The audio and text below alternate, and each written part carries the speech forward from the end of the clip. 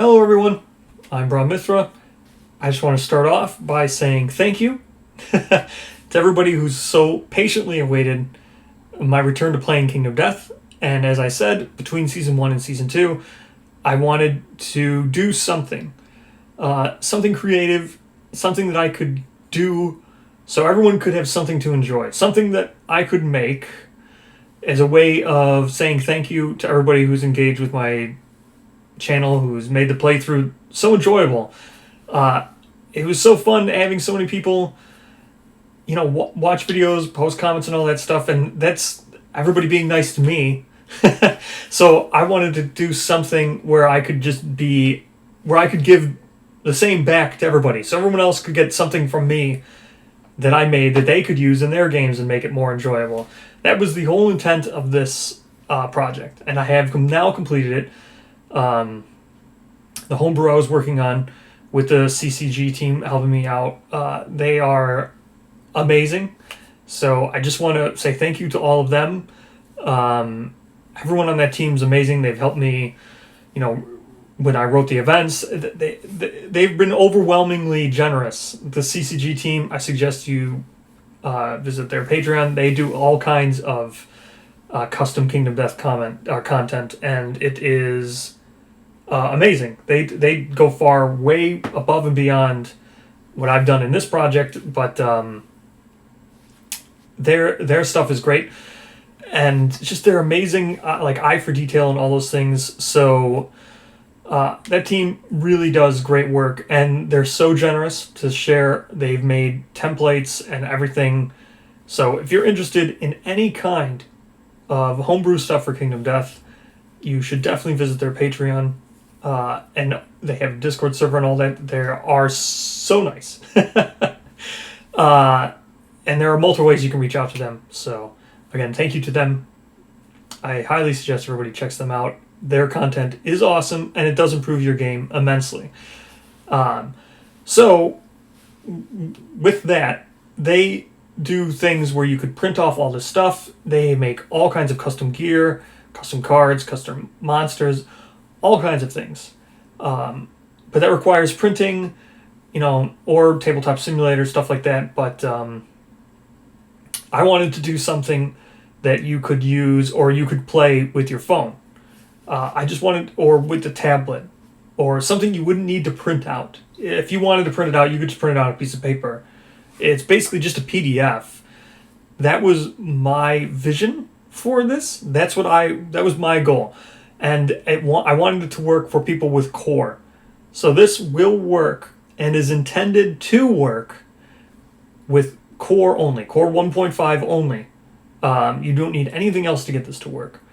Now, with that said, it is just a PDF, and it is just story events. There's no cards to print out. There's no anything else to print out. So you could play it with your phone just at your table. You just open it up, and you just do these story events that are included in this, and you're good to go. That was my intention for the project. I will do, I'll work on the tabletop simulator thing to get it to work in there. I will bring it up to, community edition, but I don't use community edition. I play at the physical table. I don't print off stuff and things like that. So, unfortunately, this version will not work. I mean, it will. It's just not balanced to work for Community Edition, so it might be less powerful, more powerful. I don't know. It's balanced in terms of the actual physical game and what those principles and stuff are. The Community Edition has changed some slight things for balancing tweaks and things. So it will still work, and you could play Tabletop Simulator with this. Like I said, you just use the PDF. So there will be a second version of this, and I'll do a second video because I'll probably do more once I get it to balance with Community Edition and all that stuff. But for that, I'll need a lot of help. So, and I know everyone's been so patient that I just really wanted to get this done. Well, I didn't rush it for sure. That's not what I'm trying to say. I didn't want to balance, once I got it done, balancing Community Edition again, adding actual new gear, adding new fighting arts, new settlement, actually adding new things that would require printouts for Tabletop Simulator and stuff like that to go as far as the CCG team goes. To go meet their standards would be a lot longer delay. And I really do want to get back to Season 2 because I know there are so many people. I see so many people in comments. Yes, I do want to get back to it, and I do want to do that again. And so that's the cutoff. So this video and the version that is out now is for everybody who's always wanted to, have something more from Kingsman. So everybody who commented on my Reddit thread, that was way back in December, I know, and Facebook thread when I was asking about all those things, thank you to all those people. Thank you to everybody in my Discord. Thank you to everybody on YouTube comments. Thank you to everybody in the CCG team. Thank you to everybody on Facebook. Thank you to everybody on Reddit. And thank you to everybody in other Discord communities. The Kingdom Death community is vast, and they are spread out across multiple locations. You can interact with some people in different places that don't interact in other places. So it's just so great that so many people are so willing to help. So that's amazing. And there is a drive where I have this up, and it'll be linked in the comments, so you'll be able to get it right now and play it. And how it works is it implements later game. The Lantern Year 16 is where this starts. So with that said, I don't want to spoil anything. It is a narrative. It is a narrative with branching paths, multiple endings. I think there's something like 1, 2, 3, 4, 5, 6, 7, 8 endings. 8 different ways it will end. Some of the endings are just reworded differently, that have different events that take place, but they end the same. So I don't want to say they're completely different. They're 8 unique endings. How about that? And there are, so that means there's 19 or so events. And again, it is a branching narrative. 3 main paths is what I've, what you could call it. There are 3 main paths that you could go down that don't interact. So you could get 3 full plays without re-seeing multiple things. So that's what this is, and I don't want to go into spoil anything. So thank you. If you want to stop here, this video will continue on. It's going to be a weird video because, like I said, some people are going to drop out now. They're going to come back later and see what is past this. So what is past this point will be more of a pitch, and then I'll stop it again, and then the third break that I'll break up is just spoilers. I'll go over how I designed it, what was my intent, all the lore, because I know everybody always wants me to do lore videos. Ever since I did those Black Friday things where I started talking about lore, the meaning of future expansions, the meaning of other things, everybody's always wanted me to do lore videos. Lore is up for interpretation with Kingdom Death, but with something like this, I can inject all kinds of lore because it's in an enclosed narrative. So what happens is what happens. There's no speculation. So I didn't tweak any of the lore. I'm able to put it into a closed loop. So what happens is what happens. It's not up to speculation. So that's the main thing I've always said why I don't want to talk about lore, is because it's such a flux thing that it might just change completely. But with this closed loop, I would love to talk about it, and that's what I'll do in the third part. So if you don't want to spoil for anything, thank you so much for watching. Feel free to come back. If you want to stay for the pitch part of it, which is what I'll do now, that is just going to be me showing you what it is and running through the intro, and then I'll stop there, and then I'll continue on. So there'll be, like I said, 3 parts. Thank you so much. Hopefully you return. Let's go into the actual homebrew now. So here we are. This is it. This is Curse. This is a Wanderer. is what it's going to be. It is so the Wanderer system is something that was pitched in the Gambler's Chest, and they showed luck.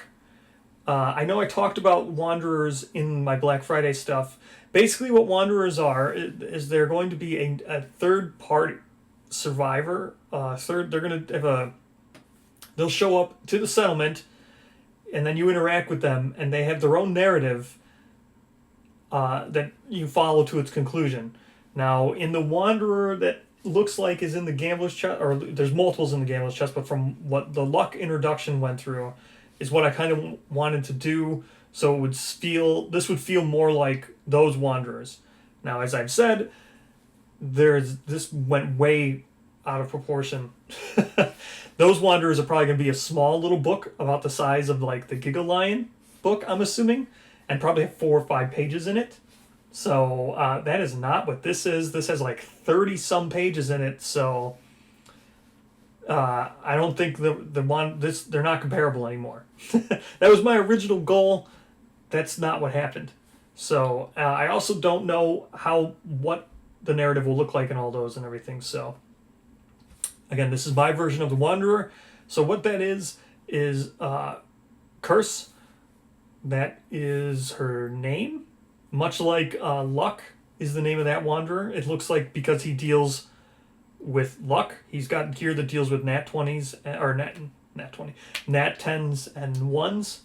So, and he hands out luck to people, so therefore his name was Luck. So she deals with Kingsman and the King's Curse. Her name is Curse. That's it.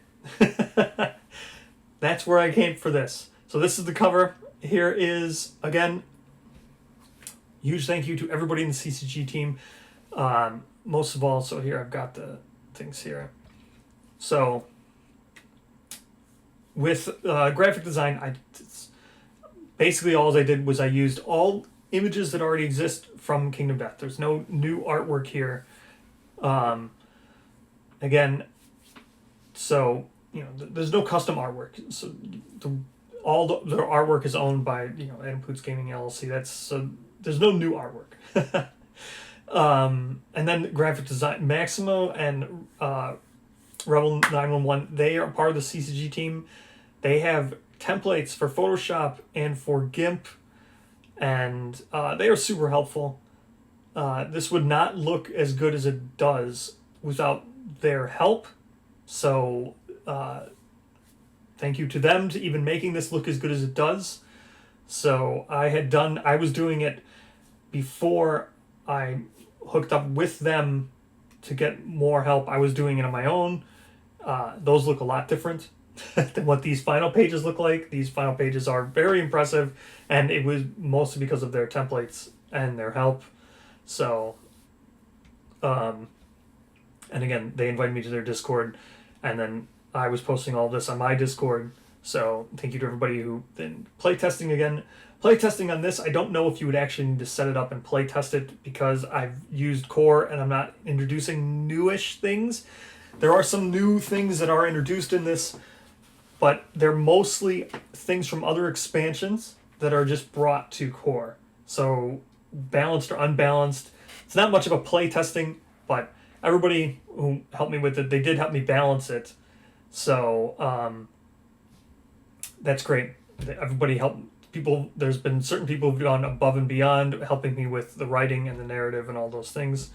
So again, you're all listed here.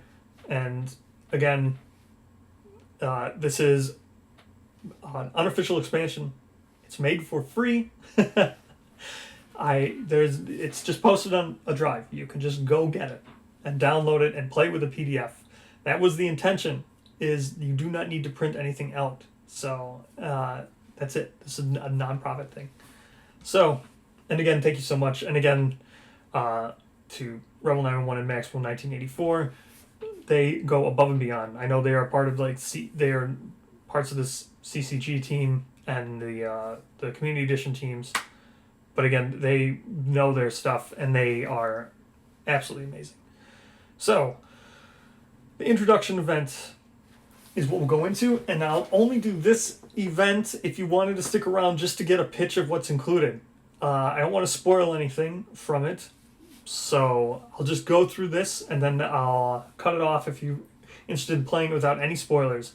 But after I do this and the actual level Lantern Year 16 event, I would suggest stop.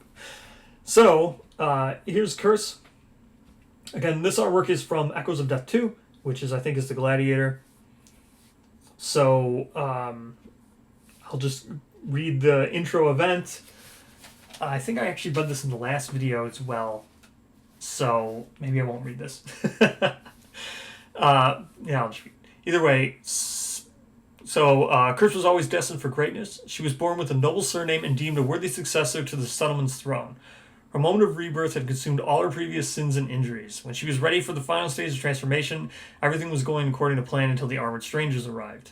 Although victorious in battle, Curse found herself in a position to defeat, delivering the killing blow to the monster left her cursed. The tyrant who watched over their settlement could not allow her to stay with an impure body. Curiously, the tyrant did not kill Curse. She was banished to walk the plane of stone faces alone. It would only be a matter of time before Curse would either be killed by a monster or become one herself. Curse is designed to be part of the upcoming Wanderer system. The Wanderer system is an optional system that introduces a unique visitor and their narrative to the settlement. Assist her and she may join you on the hunt, reject her, and watch a different story unfold.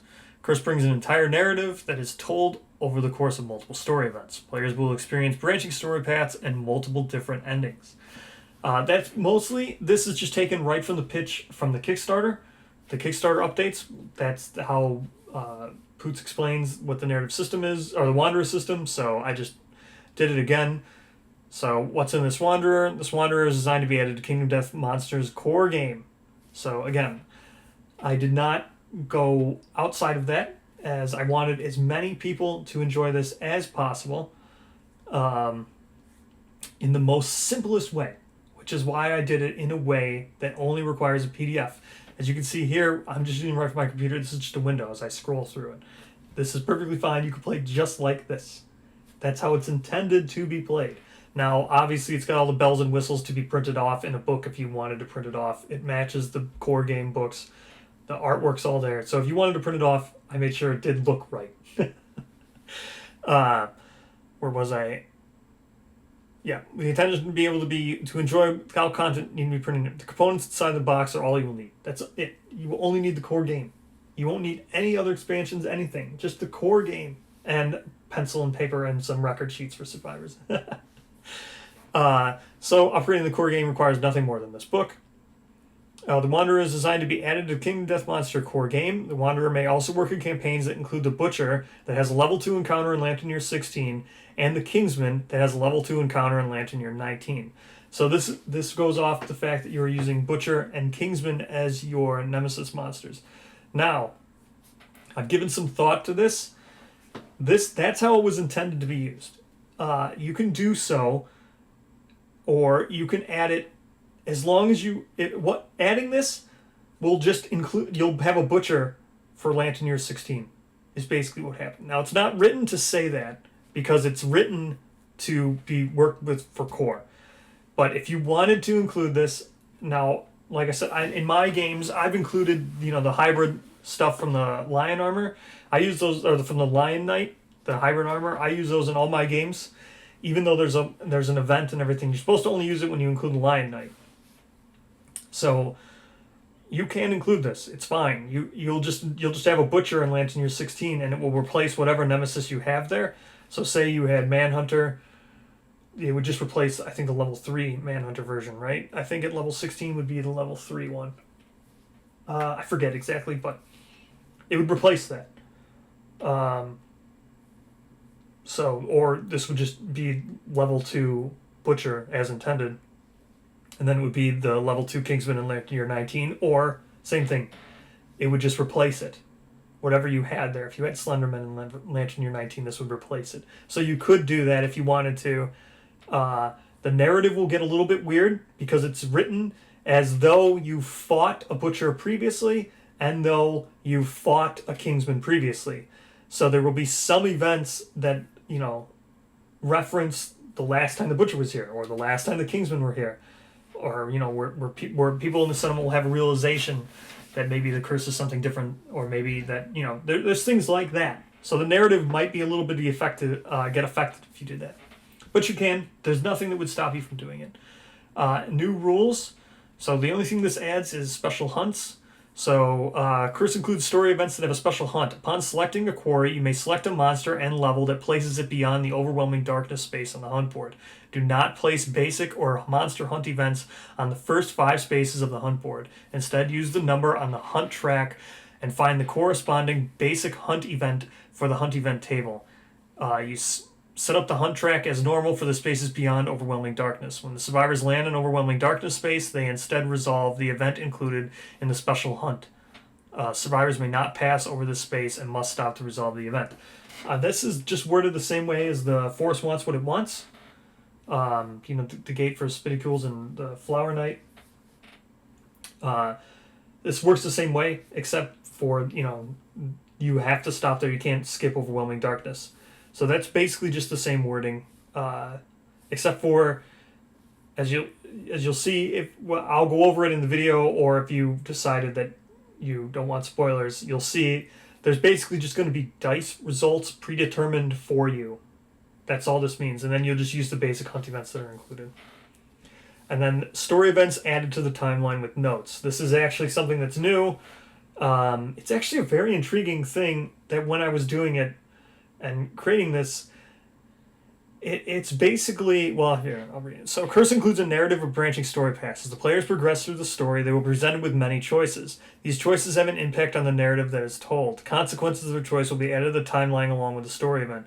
When instructed, the player may add a note to the corresponding story event. For example, add story event to the next lantern year with the note. And then you would write on your timeline, story event, note. So that's how. So basically, just for example, say you had like a video game where you needed a key or something, or needed a mushroom power up in Mario, or you needed a key card in Metal Gear or Resident Evil or something like that. This is basically just return to that room, and then you now have blue key card. So you would write go to room, blue key card, because you have it. Right? Whereas, so the going to the room, that event is already a page. It's in itself. There's then something that could be triggered if you had the blue key card at that moment. Or you would just do going to that room without the key card. Right? So it's because of the branching narrative thing, multiple events are going to point, or multiple branches might point at the same event. But if you went down a different path, and you found something, you write it on your timeline. So when you reach that event, you see what's there, and you go, okay, I have this. It's a lot like time stories. So that's how it works. And what models to use? There are no models. You just use Kingsman, Butcher, Survivors. You just use whatever fits the narrative. You could maybe use the pinups for this. This might be a great opportunity to use some of the Butcher pinups or Kingsman pinups or pinup Survivors. So this would be a great opportunity for those. So that is the full pitch now with spoilers. Kind of. It's just a pitch on what it is. Now you know how it works, what to expect. Here's the first story event. I'll just read through this once. I won't talk about the results. I'll just read it again, just so you understand how it works. So this is the final girl. The settlement is awoken by blood-curdling screams. A lone survivor flees in the direction of the settlement. So then you come over here. Clad in armor and wielding a lantern halberd, the girl falls to her knees before the residents of the settlement. Speaking a language no one can understand, you are inclined to believe she is begging for help. Drenched in what appears to be her own blood, you can tell she may not survive without aid. Suddenly, a familiar figure slowly walks into view. See, this is where it would be, if you wanted to add this without the Butcher already pre-fought, because this would be your level, this would be your Lantern Year 16 Butcher. If you added this without it, then you wouldn't have fought Butcher before, so it wouldn't be familiar, but so that's just an example of the narrative if you want to do it, but you're welcome to do so. So, suddenly a familiar figure slowly walks into view. A monster thought to be a singular event has returned. The rage-fueled instrument of death makes its sequel appearance. Does it just want the girl, or is it here for more? And you would do nominate one survivor to choose whether to reject or save the girl. If the nominated survivor, then there's all this other stuff. I don't want to get into the spoilers, but that's how it works. So then you can see you're presented with this choice. This is reject. This is save. And then here's where the branches start. You can see here the reject path is going to go have a different event here at the bottom. It says after the showdown, you search the area. Whereas if you save, after the showdown, you tend to the girl. That's how the branching path will work. That's how it's going to be played out. So hopefully, if this interests you, now you know how it works, exactly what to expect from it. There's tons more story events like this. You're going to get 27 more after this. After this one, there's 30 pages in the booklet. One was the intro table of contents. So yeah, 27 more story events after this one. So that's how it works. Now, no spoilers. Now I'm going to continue right from here, and we are going to spoiler it up. So if you wanted to just stick around and you don't want to use the homebrew, but you want me to talk about lore of the Butcher, and you want me to talk about lore of Kingsman and lore of all kinds of just stuff, I threw it all in here because I know there's all kinds of people who want me to talk about lore, and I've always said I didn't want to, but this is the best way I can do it, and I hope. All right, lore guys, let's get ready. We're going to talk about it, and we're going to spoil everything in here. So, again, hopefully you'll come back. Hopefully you'll play it. I hope it's an enjoyable thing. That's the only reason why I made it. I just wanted to make sure that other people could have as much enjoyment of playing with a group of people the same way that I did. The fact that everybody is so kind and everybody is so engaging in my videos, it elevates the experience of Kingdom Death, and I wanted to give back. I wanted to just say, here, look, I'm going to let you experience what happens when you collectively play with people on the internet and you engage and you become part of the community. You get rewarded like this. That was my whole intention, and I hope it succeeds, and I hope it's fun, and I hope you return to the video and you come back after you've played it if you don't want spoilers, or just read it. Again, even if you just want to read it and play through a path, I would love to hear which path you took, how the dice rolled out for you. So thank you so much for watching. I hope you come back. Now, we're going to spoil this, and we're going to talk all kinds of Kingdom Death lore now. Spoilers. Spoiler warning. I have to be very careful. I noticed that sometimes I may have, some of my intros as I played through season 1 and stuff, you don't think about it because I record the intros and everything after I've played, so that sometimes spoilers get out, but I want to give ample warning. I'm going to spoil everything about this. It should be very interesting. I'm going to tell you why it is that I did what I did, why I included the events that I did, why I included the hunts that I did, my meaning behind it. It's just going to be, from this point forward, spoilers. All right, we're done. No more warnings. So, it's actually really fun. If you just want to just listen and chill out and talk about how the design process, that's just what I'm going to go over here. So, let's talk about what this was. So, with Kingsman, that's what I did. Everybody did what they wanted. Everybody wants Kingsman to be more rewarding. It's terribly unrewarding, and it's really bad. It's just a long, drawn-out fight that's unfun because of Silent Hymn, and well, not just because of Silent Hymn, but minus movement, right? I know that's what Silent Hymn is, but even if you didn't have that in there, the battle pressure, it's not a difficult fight. It's just roadblocks, slower movement. Then once you get slower movement, you're probably gonna have to start dashing. Now you can't dash because you've used it because you wanted to actually get close to the thing. Now you're going to have to burn. Either you're going to have King Step to eat away the battle pressure, stuff like that. It's just a lot of roadblocks. It's just a fight with roadblocks, which is fine and interesting. I don't mind it. It's just annoying. The level 3 is really difficult. A lot of responses where some people just take -4 population. So yeah, I mean, I could see wanting to save yourself a whole bunch of time, not playing the fight and just take the -4 population. So stuff like that. So those were the targets of what this was. So with that said, why I wanted to target something that people have in core that you have to use to play that might not be fun. So that's why I picked Kingsman. Originally, I wasn't going to do anything with Butcher, but because I wanted to do level 2 Kingsman and not level 3 Kingsman, because level 3 Kingsman's Lantern Year 28. That's so long. Like, even I'm questioning whether or not to even go past Watcher in Season 2 because it's just so long. And I didn't want to have people wait till Lantern Year 28 to even be able to play this. Granted, it would have been level Lantern Year 25 when I would have introduced it, but still. So, let's just talk about the one thing.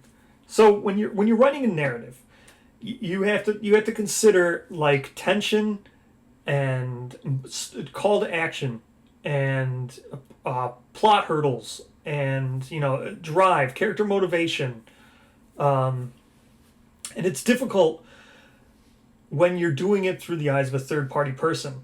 Now, the Kingdom Death, it's hard to tell a narrative because random events are so prevalent.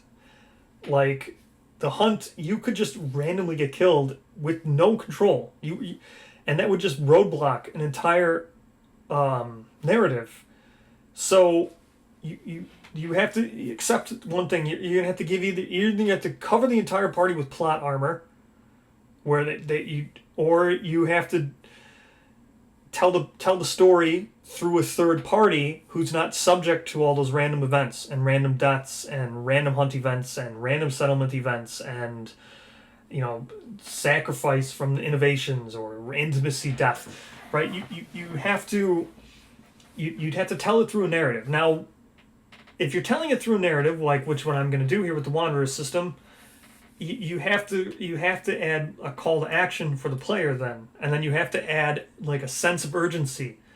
And this is the one thing that I changed with the King's Curse. The King's Curse is the King's Curse itself, right? The King's Curse itself is terribly unurgent. You just get the King's Curse, and then you just use that survivor to fight more Kingsmen. That's what happens, because you can't hunt with them anymore. And it's not like it's on a ticking clock. It's just, if you hunt, then you resolve King's Curse in the aftermath. There's no real urgency to the curse. You just have it now. It doesn't transfer. If you get killed in murder, it doesn't transfer. If you get intimacy, it doesn't transfer. If you get sacrifice, innovation, it doesn't transfer. If you die from a settlement event in the cracks, it doesn't transfer. There's no urgency to King's Curse. It's just, oh, you have it. Well, I guess you just fight more Kingsmen. And then more Kingsmen show up, and either A, the cursed person kills them, so now the Kingsman's threat is entirely removed because you can't get double cursed. So, or that Kingsman kills another Kingsman, right? If the Kingsman wins, he just ends up killing all your people. He just ends up killing someone else who has a curse. So now the King's army is just -1. Like they coming to the settlement was a net loss for the Kingsman. Like for the King's army, it's just a net loss. The second a Kingsman comes the second time, it's weird. So in order to do that, I had to modify how the King's Curse works from a narrative. So the only modification I made here to the lore is that it is a timer, right? So she is infected. Cursed is infected. She's going to change. It's just a matter of time. So she comes. She's already got one piece of the King's armor, right? She engages with the Butcher, runs away from him. That triggers her next curse, right? Now she's got 2 pieces of the armor. So this puts you at Lantern Year 17. Lantern 17, it's going to get 2 pieces, right? Now at Lantern Year 18, she's got 4 pieces. Lantern Year 19, that's it. Her time is up. So that's the only sense of urgency that I had to add. So yes,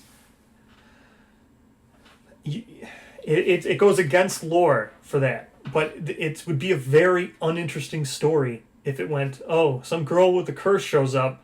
Well, I guess she'll just live in your settlement and, doesn't do anything because she can't do anything because she's got cursed. And maybe she'll, fight the Kingsman.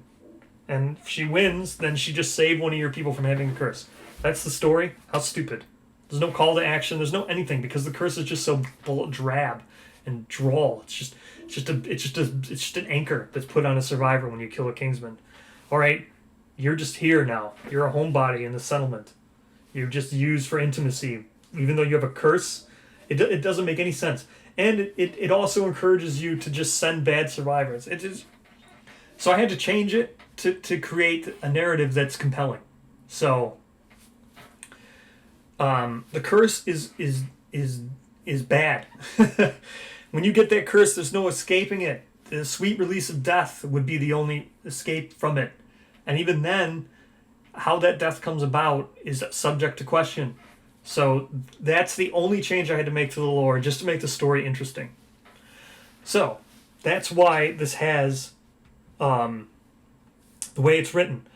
Now, because I said I'm going to spoilers, I know I already read through this, so I'm not going to read through it again, but I wanted to back up because I'm going to go through the whole book now. We'd start right with lore and all this kind of stuff and spoilers now. So, I chose all these words very specifically. So, destined. So, Curse was always destined, right? She's got the destined trait. She's a People of the Stars survivor. That's why it talks with the tyrant and everything. She's from the Dragon King campaign.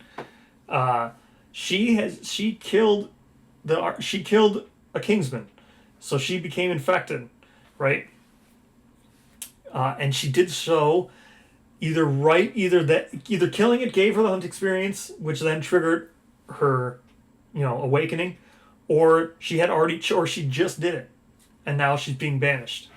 Now the reason why she's being banished, well, this is where you get into speculation, which is another reason why I hate doing lore, but it's all speculation, but it's fun to speculate. So this could be, again, why I didn't want to do lore videos, because who knows? There's so much not explained. But so again, she has a noble surname from People of the Stars. So if you play People of the Stars, you could recreate this survivor. You would know exactly what she had. I had to create her. The story events will tell you what disorders, what fighting arts. You'll be able to create her. The only thing you won't know is what her stats are.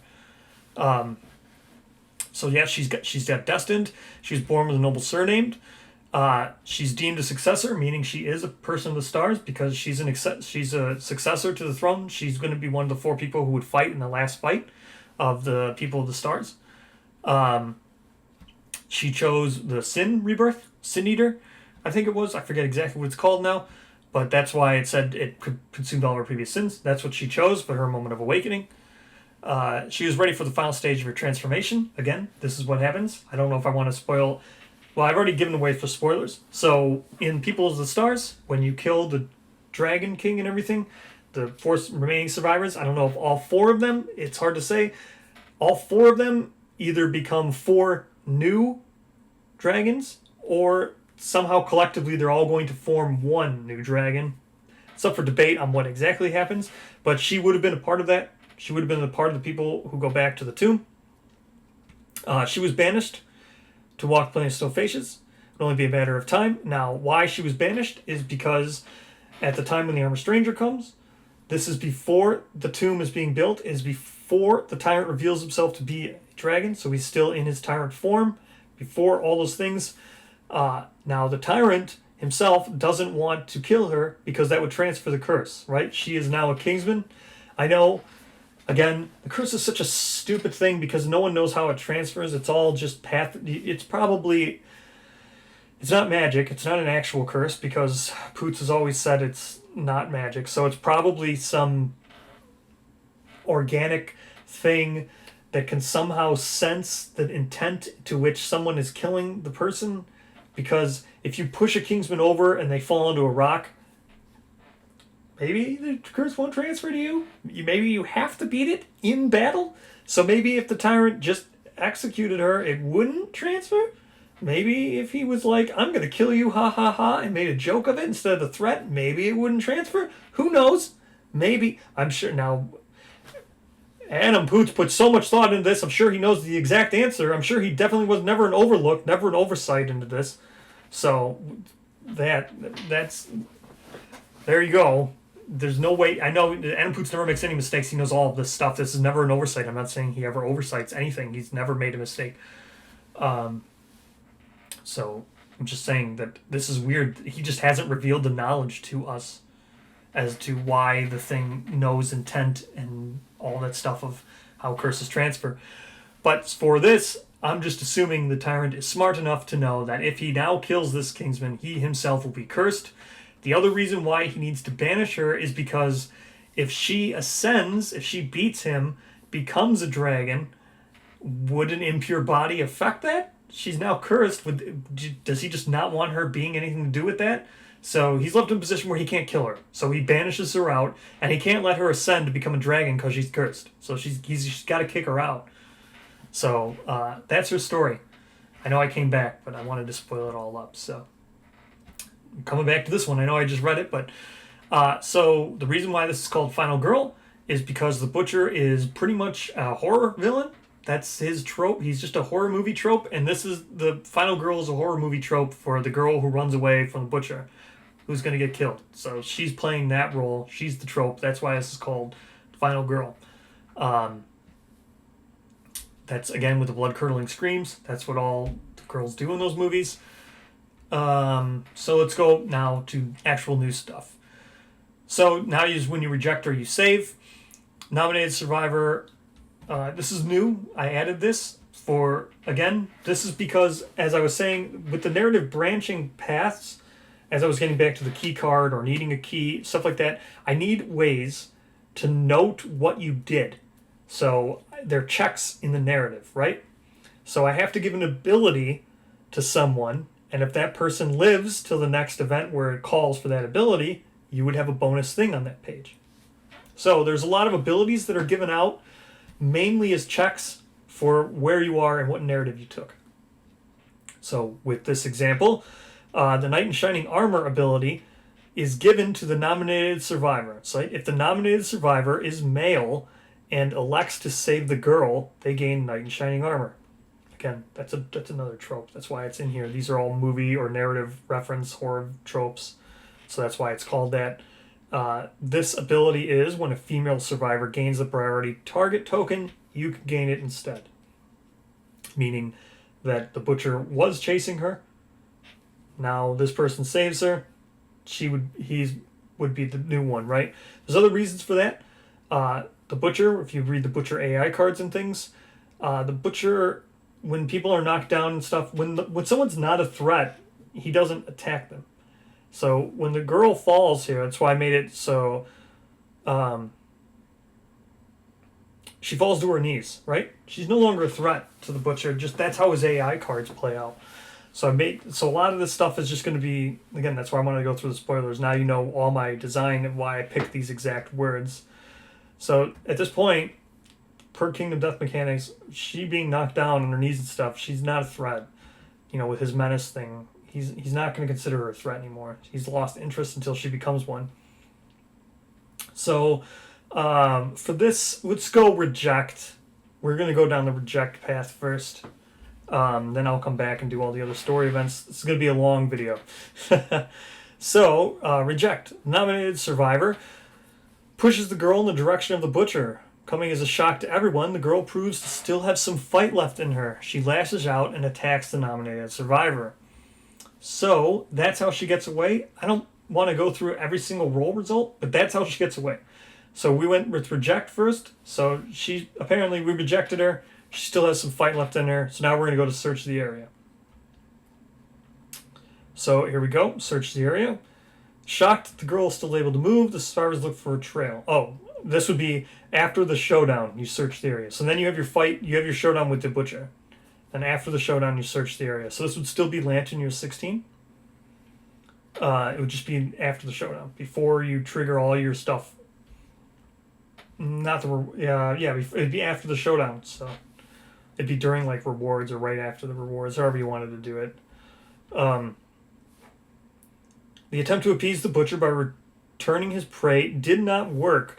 The girl attacked the survivors and ran. This caused the Butcher to attack the settlement. While the Butchers deal with the aftermath of the fight, they decide to locate the girl.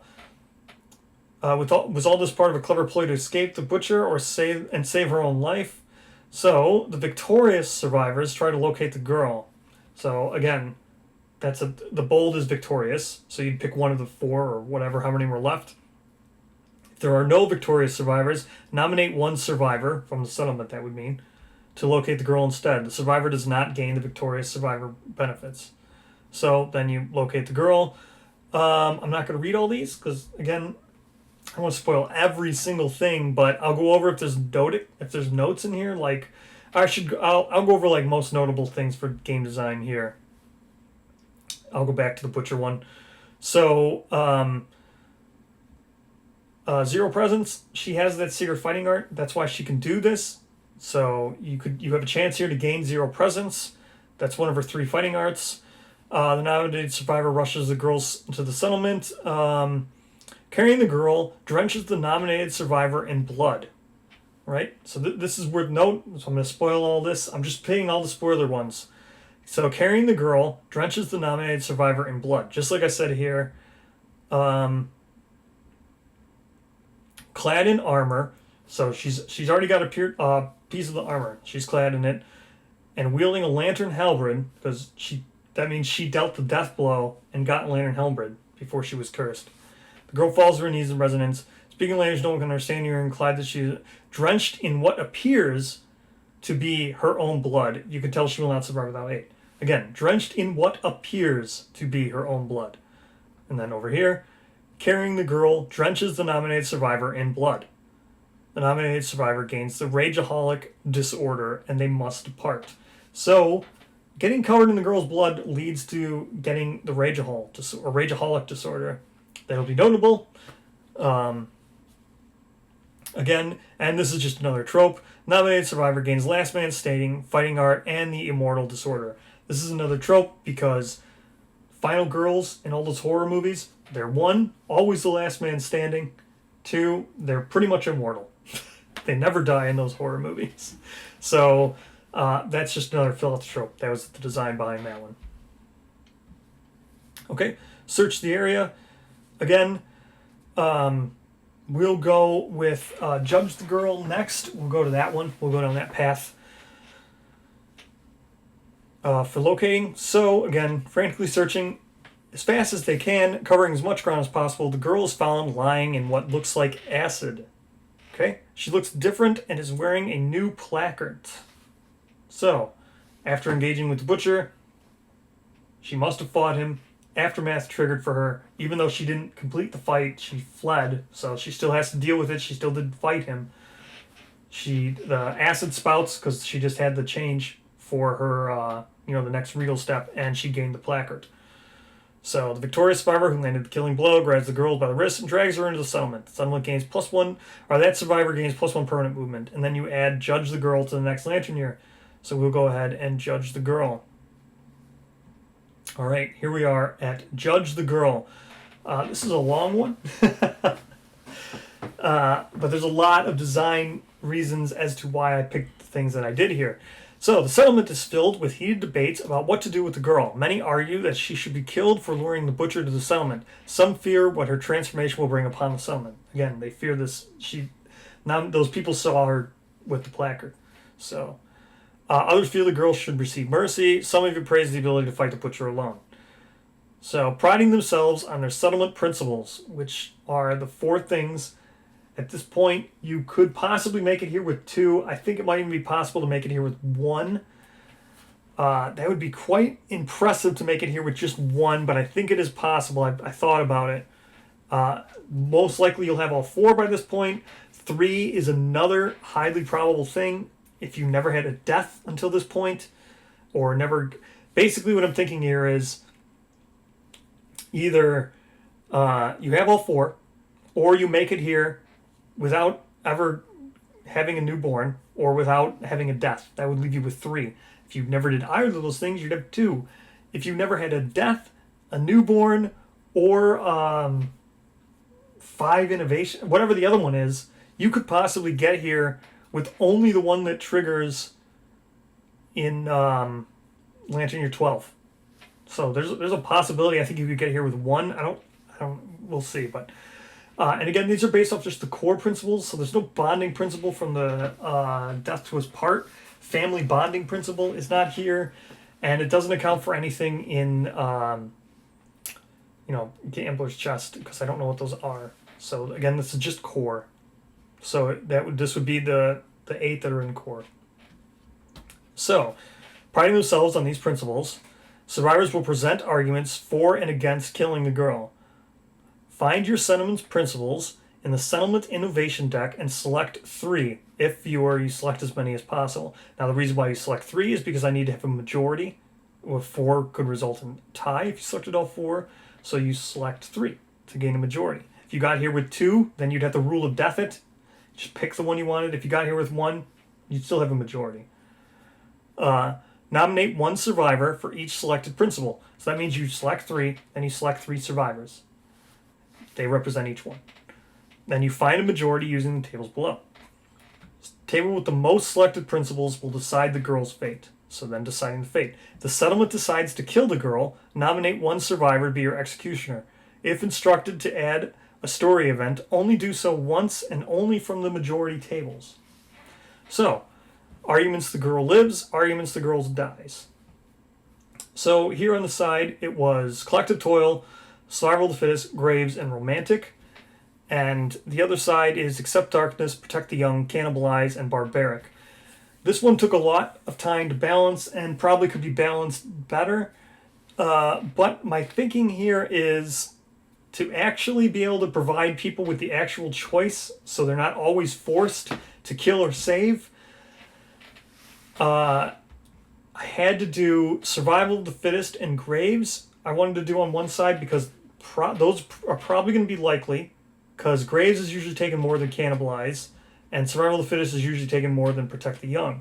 So those 2 would go together. But on the other hand, accept darkness and barbaric, or accept darkness and barbaric are often taken. But romantic is also really good. So I don't know. Romantic maybe should have been on this side, so it should have been accept darkness and romantic. But I don't know. It's hard to balance. Everyone's going to be able to make a different choice from here. So then, arguments she lives or dies.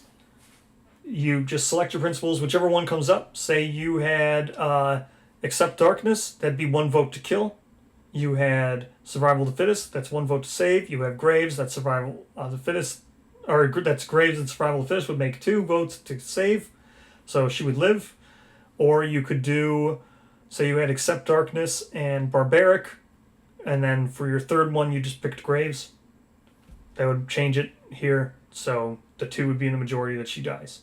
So hopefully you're able to actually get yourself in a position a majority of the time where you can actually pick which side you want to do. Otherwise, you're just going to be forced to go down one, I guess, which is not was my intent. I never wanted to force people to always go down a path, but it is based on your principles, so that is the type of settlement that you would have, and might be the type that would lead towards killing or sparing.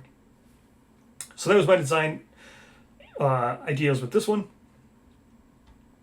So let's just say, for this first time run through, let's just say we're going to do, we'll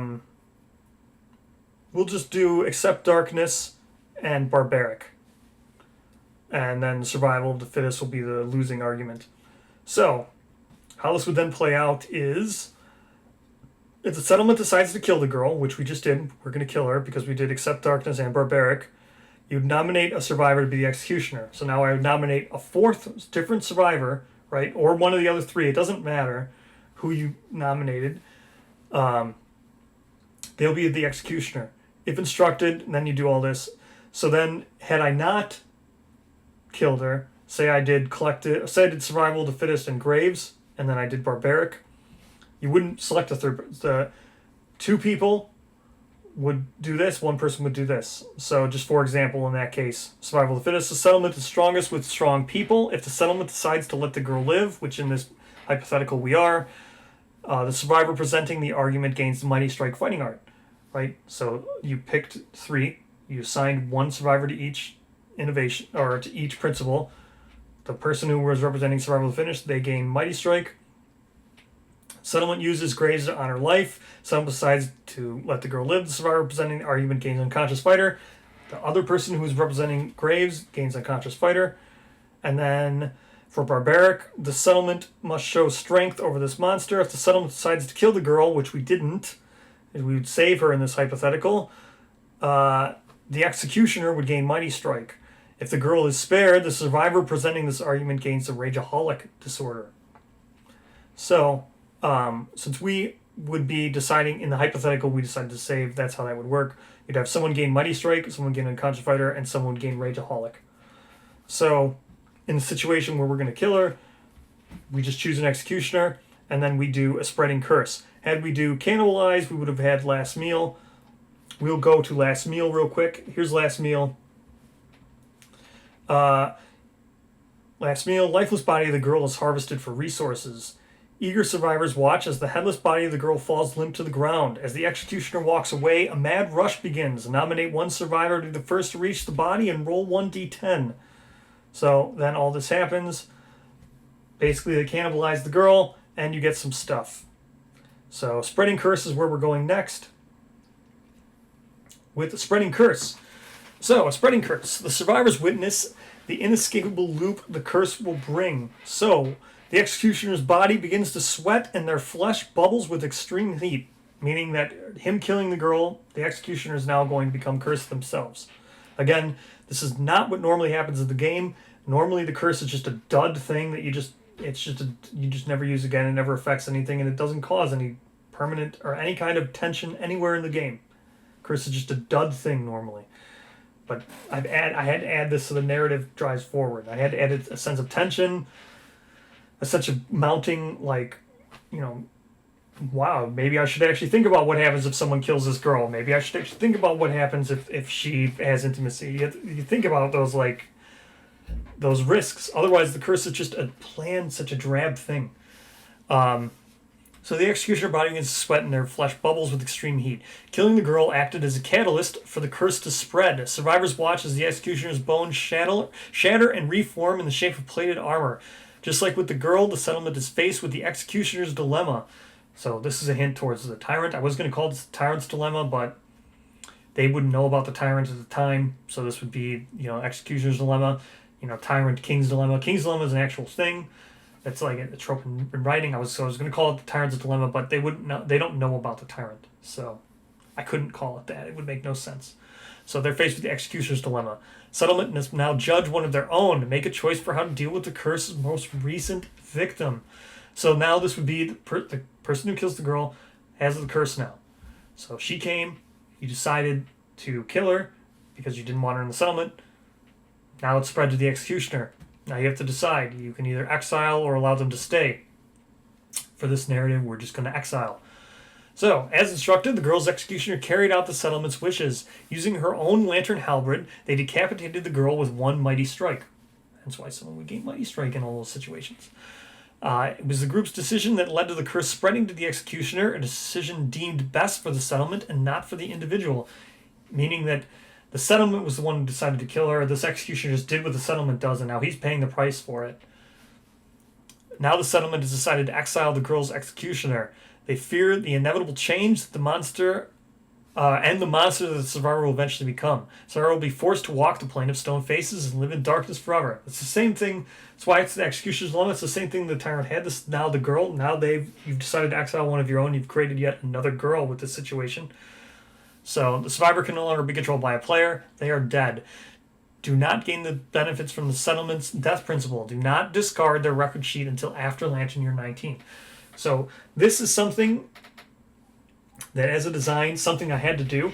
I never wanted to take away like a survivor from somebody, right? So when I got to this, I had to decide, well, do I just kill the survivor and then the narrative continues on?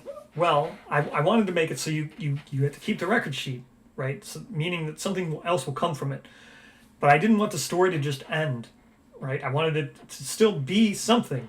So that's why I said they're no longer controlled, and the story will still continue forward, even though this is dead. And the reason for that is I wanted to reward you rather than just you include this and then you just kill one of your own survivors and you had no choice over it because if the principles forced you down that path, and then I just kill one of your survivors, that's not a fun narrative. Hence why I wanted it to continue. So, Hence why this curse wouldn't travel normally like this. But again, curse is not explained very much in the actual game. So then you're presented with another choice. If the survivor is if the settlement has accept darkness society principle, you may select the result of your choice. Otherwise, you must select the result based on the survivor's current insanity. So what that means is, if the survivor is insane, they have trouble accepting this fate. Killing the girl was something that the entire settlement agreed upon. The survivors views exiles as punishment, one made by weak cowards doing so out of fear. Being a monster is not something to be feared. The survivor will give the settlement something to truly fear. Time and darkness will bring out the monstrosity in all survivors. So then you would add off with their heads to Lantern Year 19 on the timeline. Again, this execution would have taken place in Lantern Year 17 after the butcher fight. Then you'd start the new settlement. That's where you judged her. That's where the executioner killed her. So then you go to Lantern Year 19. So you'd skip a year, but this would be added to 19. If the survivor is not insane, they understand the choice the settlement made. When the curse takes complete control, the survivor will turn into a monster that has lost all of its humanity. The survivor accepts exile and will find a way to lessen the threat they now present. Time in exile might present the opportunity to save the settlement from the future threat they will become. Right? So here I wanted to give the player, if they have accept darkness, they can still choose the fate of this person. Right? Either because it might be some survivor they liked, and I don't want to write a story for a survivor you liked. It's your story, it's your game, it's your settlement. So at least here you can choose whether or not they want to, they're remorseful, they accept it, they've accepted darkness. Accept darkness means, even as the principle says, everybody's aware that they're all monsters, right? So he's like, all right, yeah, it's all a matter of time before we're all monsters anyway, I accept my exile. Or they don't accept it, right? So you still have a choice here. So you can see how the survivor plays out, like how their life's going to play out. So then you get to choose. We'll just choose a noble return for now, and we'll add it to Lantern Year 19. Now let me scroll down. All right, so here we are. This is a noble return. So this is just, again, story event, noble return. Time spent in exile has given the executioner a whole new perspective on the curse. Each passing moment brings the executioner one step closer to this new urgent purpose. Again, the reason why I chose that wording is that's what happens in the book. It says that once you fulfill the curse, you just feel overwhelming sense of a new urgent purpose and you just walk off. So he is feeling this urgent purpose. There's only one way to escape this fate, and that is death. In exchange for humanity, the curse gifts the body with great strength. Meaning that, when you become a Kingsman, it says you lose all your humanity. So I just wanted to keep that same wording that's already in the book. Taking what little humanity remains inside of themselves, the executioner finds the strength to hunt a monster one last time. So he goes out and hunts a monster. That's what triggers his complete transformation. The battle is nearly fatal for the executioner. However, they do manage to survive. Using every last ounce of strength, the executioner drags the monster's corpse to the gates of the settlement. The final act of humanity should have brought the executioner peace of mind upon their death. However, fate is a cruel mistress. Suddenly, the regal armor completes itself moments before their death. The newly formed Kingsman rises to its feet. Their plan has failed, but the Kingsman is wounded. At least the Sentinel will be fighting a badly wounded foe. So, all these nemesis in this, they're going to use the legendary monster rules, meaning that I've altered them to make the fight different, so it feels different than just fighting a level 2 Kingsman. So this would be a level 2 Kingsman with a few exceptions. This would be, it's a type, it's a Kingsman, trait cards, legendary monsters use trait cards for multiple different things. In this case, only Kingsman.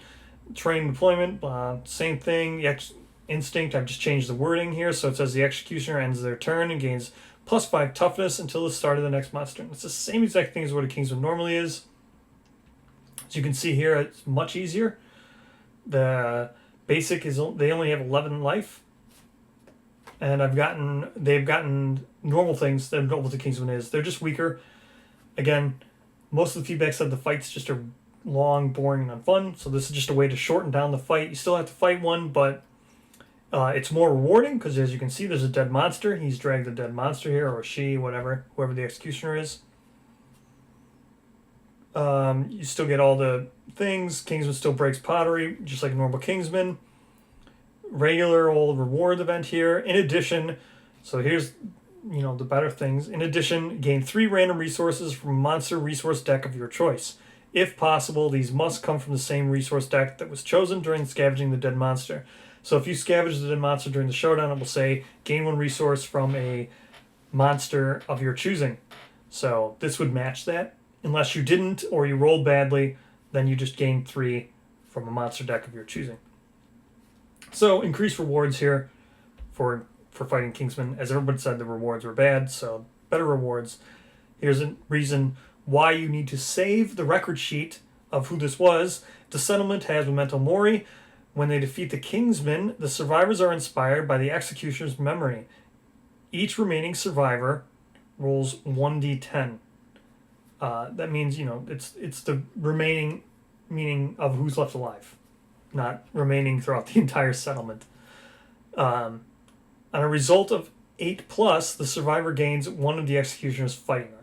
So you could gain, if the executioner forced you down a path where it was like someone who you really liked who had good fighting arts, 8+ here, you could gain a fighting art from them. That's why you need to save the record sheet. All right, scroll back up here for Spreading Curse. Let's quickly go to the Off With Their Heads. That would have been if you exiled them and they didn't take it well. Scroll down to Off With Their Heads. So again, this would be if the executioner did not take it well. A loud voice can be heard throughout the settlement. It addresses specific survivors by name, calling them out for the things they have done. Survivors rush to the settlement gates to find the source of the yelling. There, atop a giant stone face, stands the girl's executioner. Stunned in amazement, the survivors are being judged one by one. The executioner holds the settlement liable for the curse that rapidly takes over. As the executioner speaks, the curse begins to take complete control. The humanity, if any, that was left in the executioner is gone. The homicidal look in the executioner eye has been replaced by a regal helm. What stands before them now is a monster focused on revenge. The settlement can't pretend that they do not know the reason for the monster returning to the settlement. The survivors will have to stand and face down the very thing they created. Again, this is a legendary monster. It's a level 2 Kingsman with a few exceptions. Type Kingsman, life trait. The monster uses the life trait. So it means that it's going to have a custom AI deck and it has a set determined amount of life. So hitting monsters, they don't remove the AI cards when you use life pool. Legendary monsters combine trait cards from multiple AI kits. In this case, the Butcher. Use the showdown on this page, so there's a whole new custom showdown. So with this one, use custom deck. It's Cleave, Coup de Grace, Hook and Pull, and Kneel. The reason why I've designed it this way is a lot of these are going to, make people kneel because when the execution, you kneel before them and they cut off your head. That's what happens. That's what happened to the girl. The image showed her kneeling, and then he cuts off her head. That's Kneel and Coup de Grace. Hook and Pull is a way of knocking down the survivors to set up Coup de Grace. And Cleave is just one that targets only the head, so he might just standing decapitate you. So that's the reason why I chose those AI cards. That's why the thing's called Off With Their Heads. And he has Berserker trait, which is instead of doing a basic attack, he does 2 AI cards. So and he's got 20 life. And then the rewards here. In addition, the survivors find a death mask gear because, executioner's hood. I don't want to make custom gear or whatever, but so he's got the death mask. So, and again, same thing. The settlement has Memento Mori when they defeat the executioner. The survivors are inspired by their memory. Each remaining survivor rolls 1d10. On a result of 6+, the survivor gains fighting art. So it's lower because this is a much harder one than the one that was weak. So a 6+, you're also going to gain an extra fighting art from the executioner's sheet. Let's go to Spreading Curse and what would have happened had we allowed them to stay instead of exiling the executioner. So as instructed, the girl's executioner carried out the settlement's wishes. Using her own lantern halberd, they decapitated the girl with one mighty strike.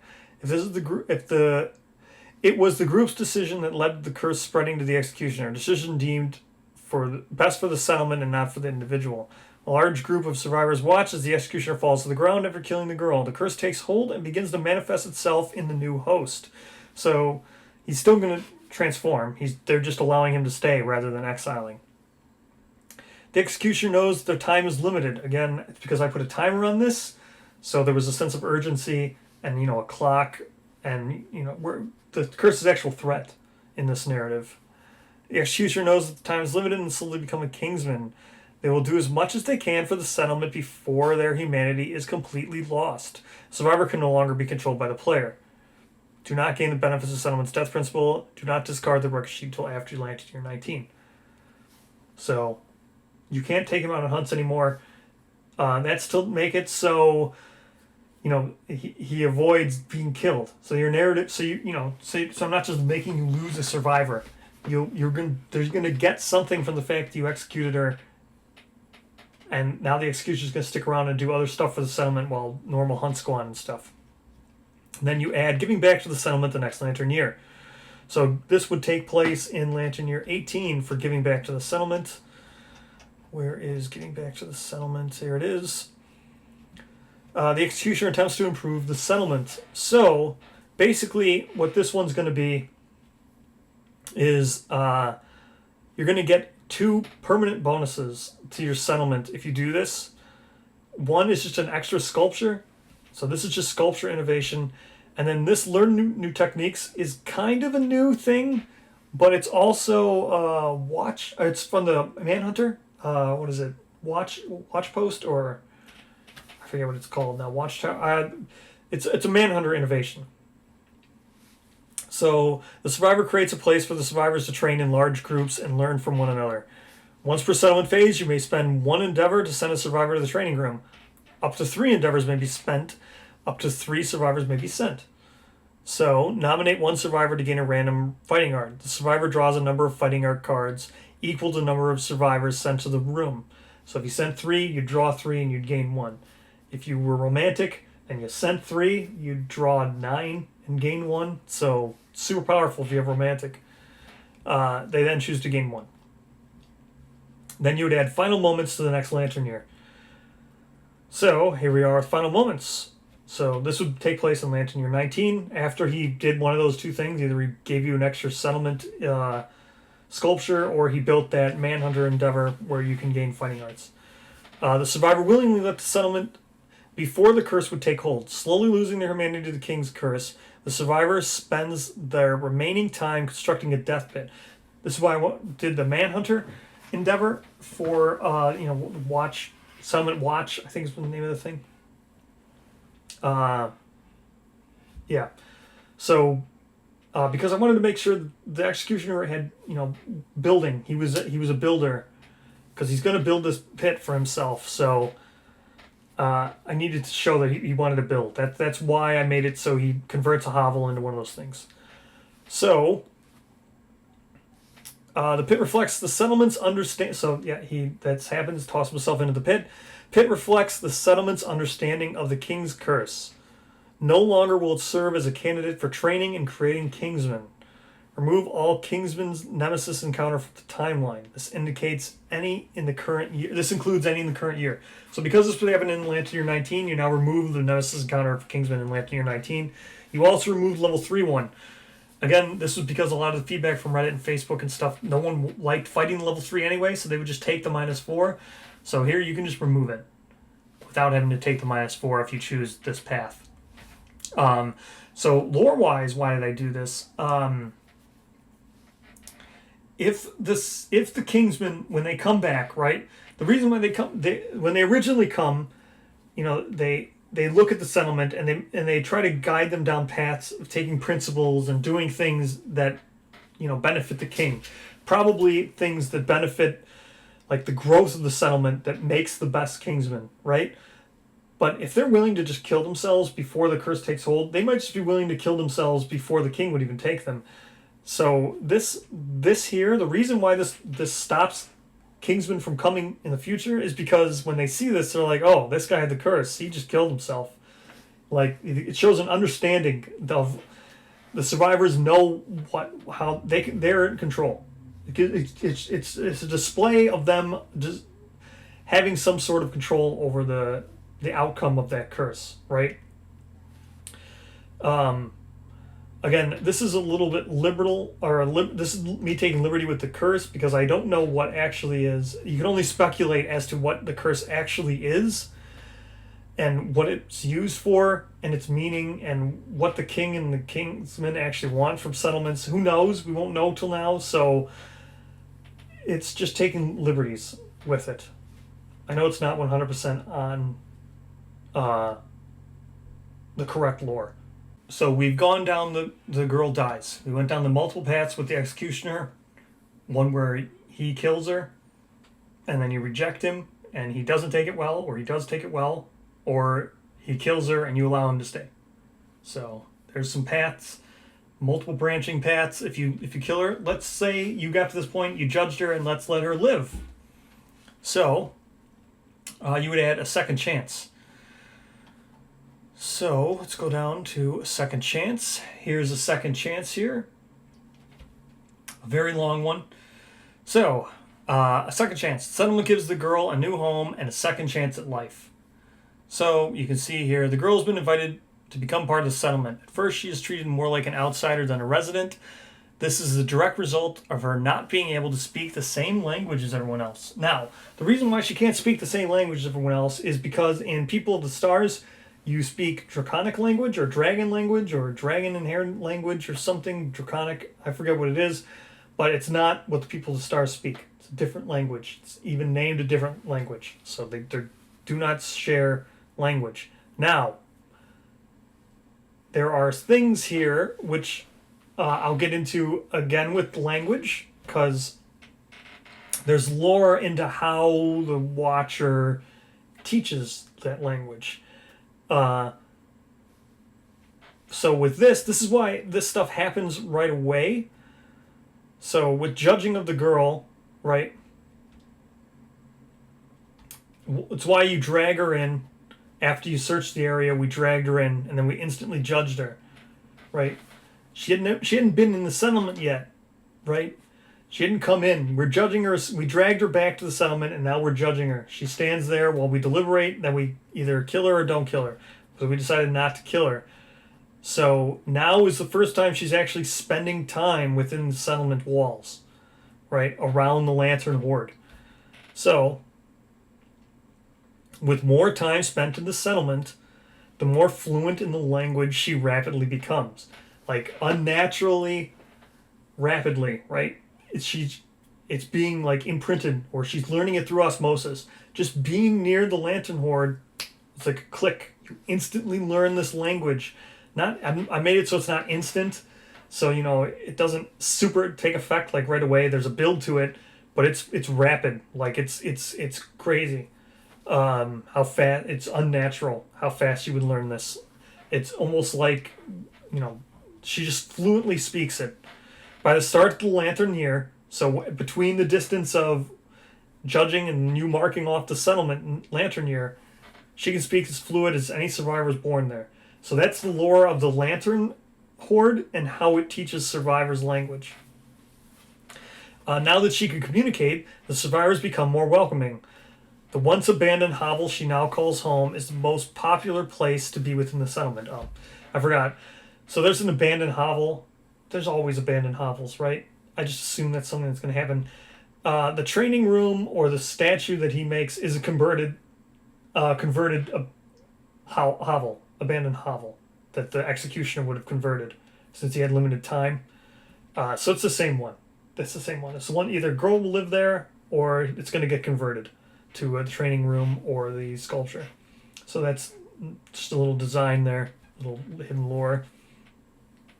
The savory food smell and her advanced medical practices are a welcome addition to the settlement life. The settlement adds the steamed crab legs dish as a permanent recipe option during cooking. So here you go. Here's a new recipe. Just some reward thing for saving her. The regal gear is a constant reminder to her and the settlement that she is living on borrowed time.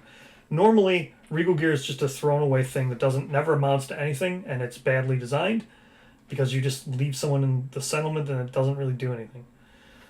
So again, not 100% with the lore. The fact that I put a ticking clock on it is to drive narrative forward, create a sense of urgency, call to action, all those kind of things to make an actual compelling story. A silent hymn only she can hear ticks away the moments before the curse takes complete control. Soon her humanity will be lost and she will become a kingsman. Uneasy lies the head that wears the crown, and the girl must find a way to protect her new home. Add altering fate to the next lantern year. If this event was added to the timeline with the note, so we don't have any note, and I didn't want to spoil it, what the name of the note was. I could have just said note A or note B, but I didn't want to do that. So there's no note added to this. When we came here from judging the girl, we just went to a second chance. No note was added, so we won't be able to add forever in love. We can't do that.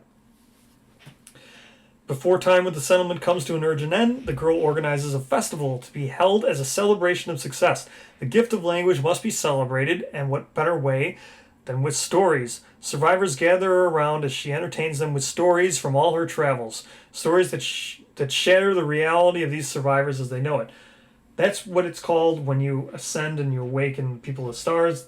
He shatters the reality, revealing the snow faces in the sky. So when she starts telling them stories of what the tyrant does and the faces that look down onto her and stuff like that, shattering reality is what the tyrant called it. So this shatters their reality because they're learning. It's a double meaning, because not only is that what the event's called when the tyrant did it, but it's also she's teaching them a whole world they didn't even know existed, so it's also shattering their reality. Tales of faces amongst the stars and a tyrant whose voice booms from a giant throne. The vivid description. So this is also again with the executioner, when you decided to do the same thing that the tyrant did. When you decided that the executioner was going to kill the girl and the executioner was going to be exiled and he didn't take it well, it's the opposite of what the girl did. She took it okay, she just left. So that the booming voice when the executioner returns, it's the same thing to mimic the tyrant, of him standing down on the throne, giving orders, judging them, judging people, judging the babies that are born and the people of the stars. That's what the executioner does. He's now returning, he has a booming voice, he calls out people by name, he judges the settlement. It's just a... I'm just going to, like I said, I'm going to spoil everything and give you all my design intention as to why I worded things the way I did. These stories, coupled with the the vivid description of a vast catacomb filled with golden sarcophagi. Again, I'll get into that. These stories, coupled with mouth-watering food, make the festival almost complete. The only thing to add is drum beats and dancing. Add Festival of Language, or you just do Festival of Language now. This lantern year, survivors may spend endeavors doing the many activities on offer of the festival. The festival ends at the end of the settlement phase, and these special endeavors may not be used again. So this festival language is now, and that's it. Then you also have this one over here, this love at first sight. Relationship between the girl and her savior is the talk of the settlement. Any survivor with the knight in shining armor ability, that's the ability that you would have gotten from the final girl. If it would have been a male that would have saved her, may spend an endeavor right now to love at first sight. So I'll get into that too. First, we'll look at the Festival of Language. Settlement celebrates life. Here is the Festival of Language. Here are the 4 things you can do at the Festival of Language. First is overcome the urge to dance. So this requires forbidden dance. The girl is overcome by a powerful urge to dance at the festival. There is a rhythmic pounding in the back of her head, controlling the tempo of her dance. Again, this is because she's got the curse in her that's written the same way as the overcome event. When you try to gain king step and overcome battle pressure, it's talking about a rhythmic pounding because you're trying to match his footwork and stuff. And again, overcome, because that's what it is. When you gain king step and stuff, you overcome when you try to break through the battle pressure. And so that's why it's called overcome the urge to dance. It requires forbidden dance because here you can gain the king's step. So nominate a survivor to attempt to dance with her. She will only dance with the same partner once. Roll 1d10. On a 6+, they are able to grasp the pattern behind fine movements. Same wording as it has when you overcome. Gain the King's Step, Secret Fighting Art. Those that fail to keep up gain the anxiety disorder. Again, I just chose anxiety because I didn't want to do performance anxiety. But it's the same thing. I know performance anxiety is already disordered, but I wanted to make this core, so they just get regular anxiety. They crumbled under pressure. They couldn't handle the dance with the girl. Now you have a double endeavor for Limb Maker. This is the same exact thing from People of the Stars. People of the Stars, when you gain Sculptor, which is what she was, she gains the ability Limb Maker, and this is exactly it, just written right from People of the Stars. The girl possesses a very unique talent, unlike anything the settlement has ever seen. She's able to carve prosthetic limbs from the various stone faces and appendages, remove a survivor's dismembered injury, and add one bone to the settlement storage. Same, that's right. So here's a new one, Story of the Mirror Stone. The girl tells a story about how she came across a giant crater where she descended to find the ruins of a pile of lantern trophies. Sensing extreme danger in the area, she only lingered long enough to grab a small piece of Mirror Stone. Nominate a survivor to gain the Story of the Mirror Stone ability. Story of the Mirror Stone. The first time you gain a bleeding token, ignore it and gain +1 evasion instead. So, Story of the Mirror Stone. This is based on the Butcher's Mirror Stone, People of the Mirror Stone campaign, where you gather around a lantern trophy hoard, not just a lantern hoard with a watcher. It's a lantern trophy, which is the thing when the butchers cut off their faces and they wrap the faces around the lanterns. So she came across a People of the Mirror Stone settlement when she was walking around, and what she did was, sensing extreme danger in the area, she only lingered long enough to grab a small piece of Mirror Stone, meaning she went up to it and she was able to grab a piece of Mirror Stone, which is what the butchers use to sharpen their cleavers. So she has a piece of Mirror Stone. She doesn't have it now, but she did. She's telling the story about how she got it. So, with that's what this is. There are more links to that, but the other thing I wanted to say is the sensing extreme danger, meaning that it's a crater that, because the campaigns of death, People of the Mirror Stone, the Ancient Butcher can either use as a replacement for Goldsmoke Knight or as the core monster for People of the Mirror Stone. Meaning that if you use him as a core monster, Goldsmoke Knight's probably still going to come up and just destroy his lantern thing. I don't know if that's the case. Who knows? But this is assuming that that is the case. So People of the Mirror Stone, they fight, they defeat the Butcher, the Ancient Butcher. They live on for another 5 years, and the Goldsmoke Knight wipes out their thing, creates a crater, puts the golden ember inside the skull's mouths, and then when it's the same thing that when you reach a lantern horde settlement on the hunt, you sense overwhelming danger in the area, and you don't want to linger and you leave because you don't the faces and stuff. So it's the same thing. That's what happened here. That's the lore behind People with Mirror Stone. And then finally, Festive Gladiator Combat. This is just the arena, which is just a innovation that you get in People of the Stars. So, the girl's old settlement uses an arena to train. She will spar to entertain the settlement.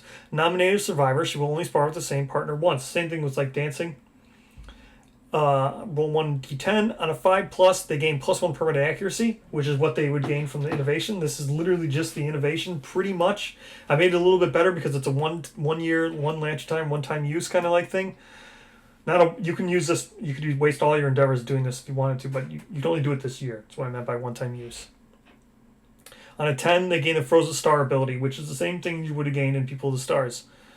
Otherwise, they suffer a ruptured muscle, severe arm injury. Same thing that happens at the arena training, or the arena innovation. Frozen Star. Once per round, you may spend 1 survival to give the monster -2 accuracy until the end of the round. That's the same thing as it is in People of the Stars.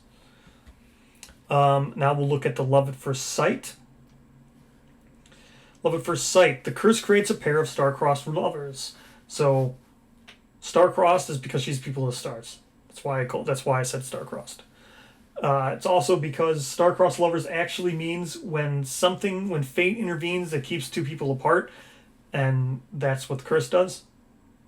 She's gonna succumb to the curse, so it's fated to not be. So they are also narratively star-crossed lovers by the actual definition. So it's a double meaning. The pair have weighed the risks that the curse might present them with and decide to special intimacy. So the reason why I call it special intimacy, because I can't just call it intimacy, because then you'd roll on the intimacy table. It has to be called something different, because then you can't get back to here by doing more intimacy.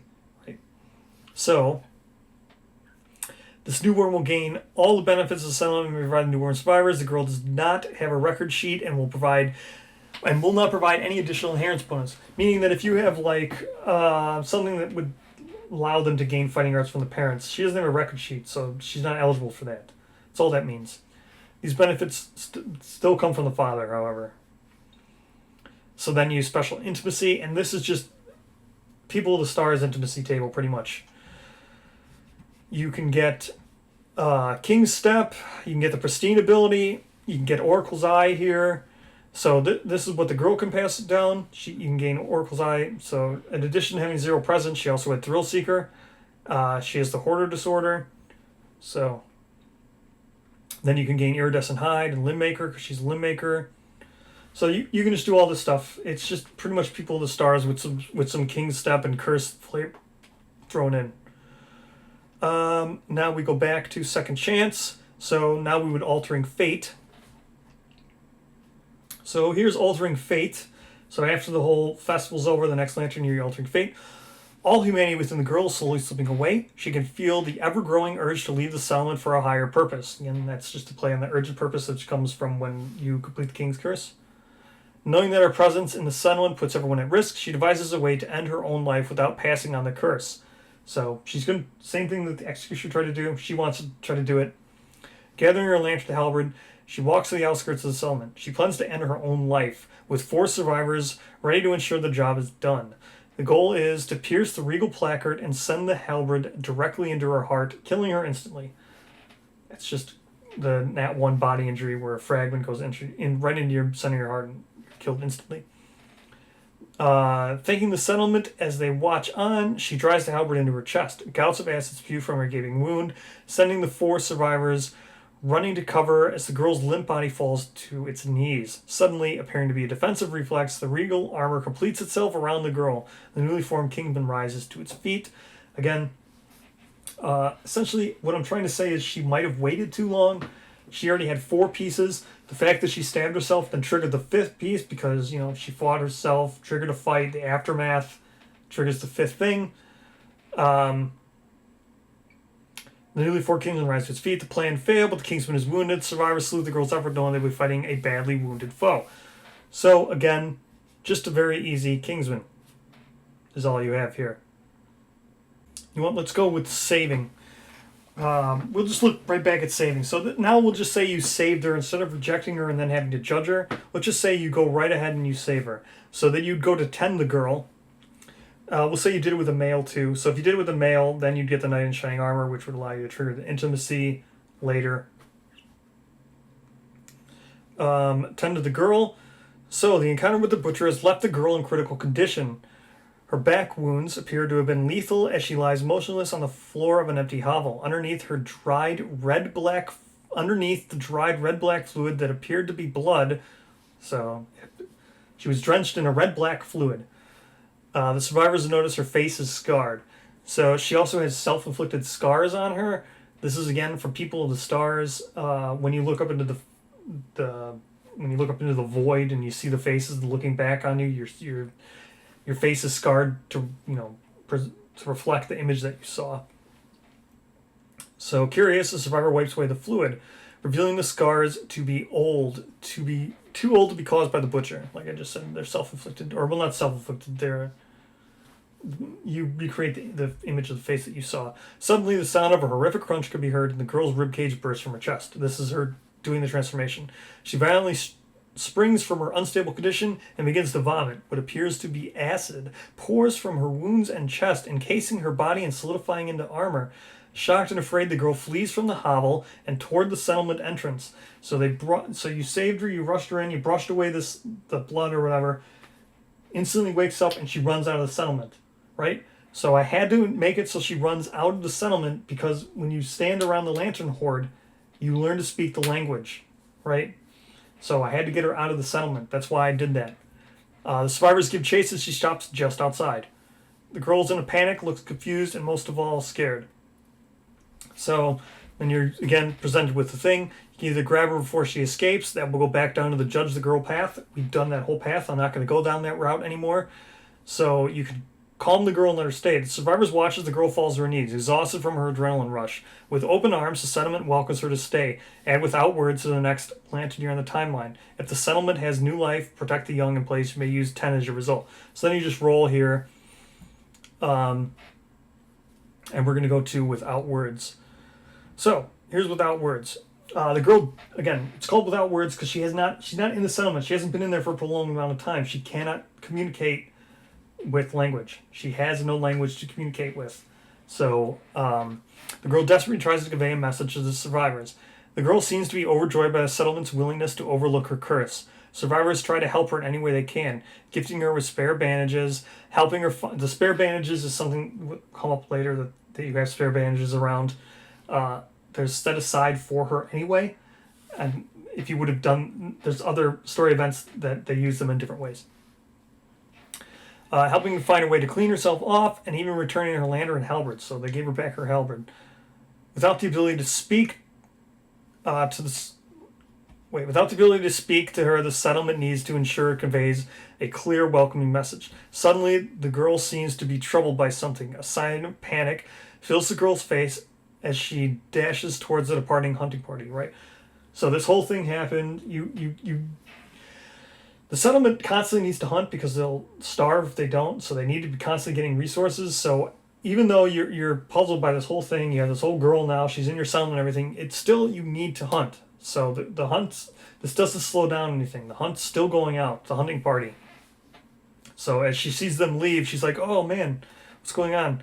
So the departing, she begins to speak very quickly, seemingly forgetting that no one will understand her, right? Because she's in a rush. Departing survivors attempt to calm her and motion for her to slow down. The girl begins to sway back and forth, rocking her arms while they are in a cradle position. She begins to swing her halberd while holding it by the axe head, appearing to mimic the butcher's attacks. Right, so now she's just mimicking stuff, trying to convey messages. Departing survivors have some trouble deciphering the message. As they try to gather the meaning, the girl picks up some monster bones and smiles. It becomes clear she wants to go on the hunt. The survivors are now faced with some choices. What gestures do they follow up on? Is it even a good idea to take the girl on a hunt in her condition? Nominate one survivor with the ability to depart this lantern year. So then you choose one of these three options. All right. So the first option is nominated survivors gesture back to the girl with the same butchering mimic. Right. So they're trying to tell her that they're interested in how the butcher got so interested in her, where she came from, what ties she had to the butcher. She gestures back by first cowering and then more butcher swings. What follows is a complete conversation using only gestures between the girl and the departing survivors. So this is somehow them using mimics and gestures to convey messages to one another. Very, brute force. They gather she wants to take them to an interesting place. The nominated survivor, so the one that you picked, the one that needed the ability to depart, he must depart, or that person must depart. All departing survivors gain max survival and the tactical signals ability. So this is just an ability. Again, tactical scissors because I was like, well, look, they've managed to do an entire conversation via mimics and stuff. So I'll just reward that with tactical signals.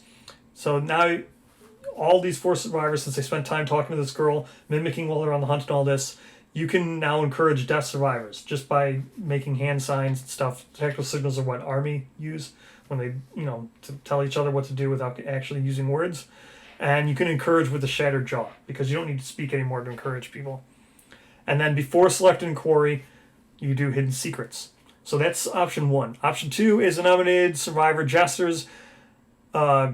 She gestures of great pain and injury, motioning blood pouring down their face, makes the face in agony and mimics crying. The others departing survivors refuse to take the girl on the hunt and the emotion that she returns to the settlement. So you refuse to take her on the hunt. That's one of your options. And then you gain tough because you're tough love. The nominated survivor mimics the cradle position. So this is if you're more interested in why she's swaying back and forth with the cradle, the girl becomes ecstatic and hugs the nominated survivor. She begins to collect stone fragments into a large pile. She smiles and gestures to the pile triumphantly. She then gives each departing survivor a stone fragment. So she's indicating that she's probably going to lead them to something, to gifts. The nominated survivor gains the cross-arm block fighting art. Again, that's like the cradle position, best I could do to reward it. Nominated survivor must depart. All departing survivors gain some stuff. Then you do lost loved one. So we'll look at both of these. I'm not going to go through entire order now because I'm just going to, since we know the story, we went through the executioner, we know what's going to happen if you save her, we know what happens when you give her a second chance and stuff. So we're just going to look at both of these. First, Hidden Secrets. So here's Hidden Secrets. This is the one that's tied to the butcher. The girl is leading the hunting party to some unknown location. Hopefully the events play out differently this time and do not result in a butcher being led back to the settlement. So this is a special hunt event. So as you can see here, it has the dice pictures depicted here. So you would do 93, 85, 11, 35, 29 in that order along the hunt, right? So let's go ahead and let's look at these hunts. 93 is the Lost Survivor. Yeah. In a hollow between two identical rocks, you find a corpse with fabulous hair clutching a book to its chest. If the settlement has pictographs, the event revealer may read from the book and roll 1d10. Otherwise, the survivors move on, deeply confused. Book tells a tragic tale of two survivors who found love and they could never have. This is just, it's mimicking what's to come with the star-crossed lovers. So that's just what this is. It's just hinting that they're not the only ones who are going to have this situation. The next one was 85. 85 is Test of Courage. Lava flows from the eyes of a huge, grimacing stone face. Its gritted teeth hold a worn sword. If there are any survivors with 6+ courage, choose one to brave the lava. They gain the Adventure Sword rare gear. So, this is just where, lava and stuff. This is just tied again to lava, which is the Dragon King. So I just chose one with lava. You can get the Adventure Sword here from doing this. Then what was the next one? 11. What was number 11? 11 is Monster Droppings. Oh, no, it's 1. My bad. Not 11. So, 1. Survivors feel something crunching beneath their feet. The event revealer may choose to lower their lantern and investigate, or ignore the sensation and continue on their journey. They choose to investigate. The event revealer +1 courage roll, otherwise to draw new. So broken lanterns. You fumble and cut your foot. So these are just broken. This is just broken lanterns. Oh, this is you're gonna get, this is the forlorn sight fills in with dread. Each survivor. Yeah, so this is just broken lanterns being strewn about. It's a foreshadowing to the next hunt event, which is 35. So what was 35? Yeah, Broken Lantern Oven. Survivors come across the shattered remains of a small settlement. Ashen corpses dot the ruins. So this is the one we have with Lantern Oven. Event Revealer, so you can gain broken if you have a Song of the Brave. Probably by the ruined lantern horde, but linger long enough to grab a pair of insects scurrying within. So this again just hints that she came across a broken settlement, a destroyed settlement. There's broken lanterns all over the place. There's a broken lantern oven here. And then it's all leading to number 29, which is the Dark Blacksmith. So the survivors cross paths with a tall, unnaturally thin man in a hooded robe, where his feet strike the ground, sparks illuminate the path. Each survivor with 3+ courage may give him one piece of gear. So this is where you can get the steel sword. That's just a reward. So again, this is just mimicking her path, where she must have come across a broken settlement because there's broken lanterns all over and the lantern halberd, or not the lantern elven. So those are what you go through when you go through there. Like I said, I just wanted to hint that she went past a now destroyed settlement. That's why I chose those hunt events. Then, so now with the settlement completely, the settlement must have been near, they must have been hunting lion gods, because she also became across a sinkhole. So this is what replaces overwhelming darkness when you go with her, where she takes you. So retracing the girl's path prior to her arrival at the settlement fills the survivors with many questions. If she ever learns their language, perhaps she will share her stories. For now, the girl stands on the edge of a giant sinkhole, This must have been the reason she brought them here, and she wants to descend into the sinkhole. So again, that's the story of the Mirror Stone. Why she just came across a broken settlement, broken all that stuff, went into the crater, all those things. So, the pair find themselves in a vast chamber. So this is what could happen if you roll a 1, 2, or 3. The pair, so you nominate a survivor. They descend with the girl into the sinkholes. So the pair find themselves in a vast golden chamber, golden sarcophagi strewn about like rubble. The girl seems to know her way around the ruins and runs into a small room. Not wanting to be left alone, the survivor follows. Suddenly, the door to the room slams shut, cutting the rope that was attached to them that would pull them back up out of the catacombs. Everything in this room, aside from a very large, shiny rock, has been reduced to splinters and powder. So, what this is indicating is that for the story of her Mirror Stone, where she visited the settlement that was destroyed, now there's lanterns all over the place. She picked up the Mirror Stone, and then she lost it in this room. So, she wanted to come back and get it. But now she went in there, the door shut, tripped the rope, there's no way of pulling them back up. The girl and the survivor are trapped. The pair is left for dead, because what are you going to do? You can't go down there and save them. And then you add Forsaken Kingsman. She's been forsaken. You left her down there to die.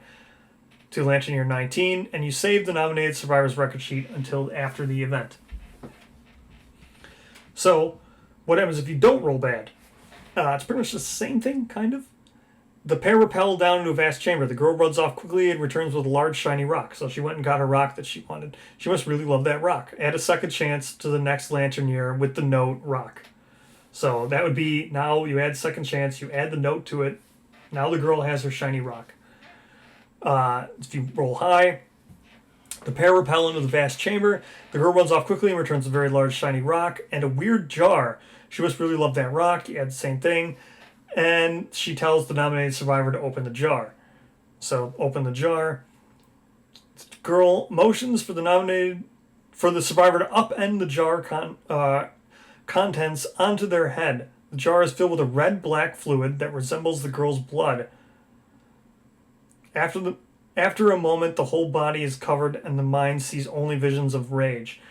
So this is the canopic jar that you get in the Lion God expansion. So with the canopic jar here, let me open it up real quick. Or no, I don't. So with the Lion God thing, what this is said to be is a canopic jar is like an urn, but it's not. It's where you put mummified things, mummified remains. Egyptian cultures use them to put mummified remains in. So that's what an actual canopic jar is. But this one, apparently inside the Silver City here, they must have been doing some sorts of like alchemy or testing on survivors, trying to perfect, the Forsakers. And they must have mummified a butcher at some point, and this jar is filled with butcher's blood, and the butcher's blood is what this thing ends up pouring over themselves. So the girl was here before she came to the settlement. That's why she is a thrill seeker. She was willing to do all this by herself. Whatever, right? She was going to die anyway, because again, the way the curse works, I had to change it. The curse works like that. It's a ticking clock. She must have known, rather than, the curse having no effect on anything gameplay-wise, like it is now. So she knew she was going to die. No, whatever, right? Might as well just go down there, do it by herself. So she must have went down there. She poured this thing on her, and then she walked back to the settlement. So then after that, she must have found the Mirror Stone. She lost it here in this room. The butcher must have scared her when she got out. Now she was covered in that black fluid. That's why it said it appeared to be her own blood when the butcher was chasing her and stuff, right? And that was a lantern, or I'm implying that those broken lanterns and everything were the remains of a lantern trophy hoard, which is the ancient butcher where butchers go to do their Mirror Stone and stuff. So that's where. So she must have gone there, Butcher must have seen her. She grabbed the mirror stone. Time passed. She went down here, covered herself in blood. By the time she got out, Butcher found her, chased her back to the settlement. That's the story as I'm trying to tell it. That's why when the person who does save her, if they roll badly, the blood also covers in them. That's why they get Rageaholic. That's with this Butcher's Blood again. The Butcher's Blood is also a thing that's in Lion God. It's just a gear. I've just made it an ability here. So for every 10 insanity you have, you gain +1 speed and +1 strength. The person who went down with her, the person who just pours this on them, they just gain that as an ability now. So that's some Butcher lore. Apparently, it could be up for debate as to what actually, but it would appear, even with the Gorm, there's hints, with the Gorm alchemy. Alchemy is what creates Butchers and stuff, and Forsakers. It's alchemy that gives people power, but an unperfected thing drives them mad. An unperfected algorithm of this Butcher concoction, trying to make people as strong as Forsakers or whatever. It drives people mad. It gives them rage, fills them with rage. So that's all links to alchemy, and I just wanted to include it all. So for people who always love lore and everything, there you go. I've included all that in here. It's why. So we'll take a look at Forsaken Kingsman as to what happens now when you forget her in that room. So let's say you forget her. You add this now and land to your 19. A Kingsman slowly approaches the settlement, dragging behind it a mutilated survivor corpse. The residents of the settlement look on in shock as the Kingsman tosses the corpse towards the gates of the settlement. Stopping its advance, the Kingsman removes its helm to reveal the face of the survivor who descended into the sinkhole with the girl. Right? So this Kingsman walks up, throws this mutilated corpse towards people, stops, lifts up its thing to reveal a familiar face. That's the legendary card that Kingsman used to reveal familiar face. So it's doing that, showing everybody, and it's revealing this face of the survivor that went down in the sinkhole, the one that was locked in the room with the girl. And the mutilated corpse without a face must also belong. So the mutilated corpse that he tosses has no face. The face was cut off. Survivors of the settlement washes the face is slowly revealed to only be a mask.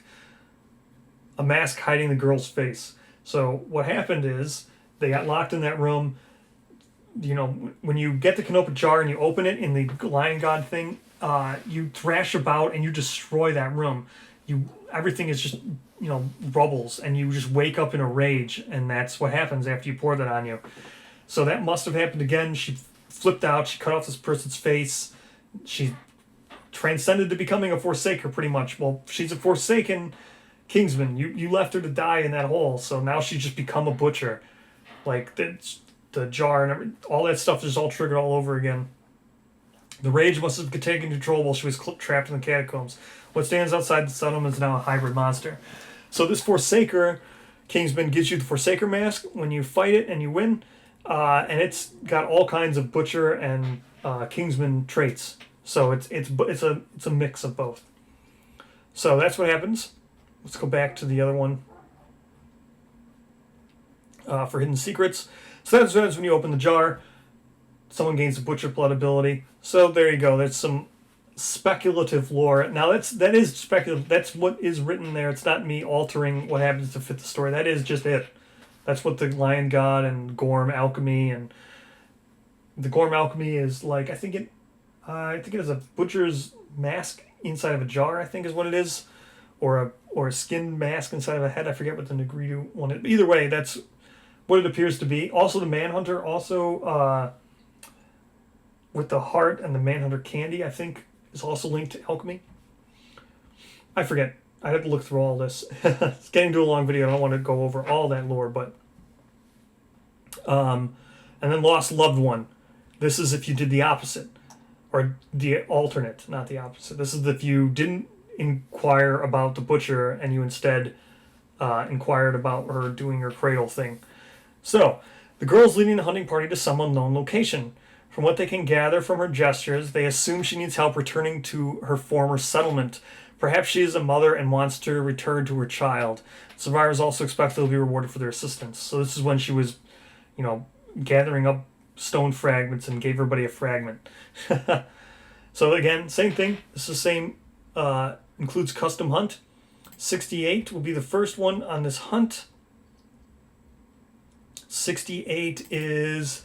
Familiar face. This is the same thing that legendary AI card for the Kingsman is called. Is also called a familiar face.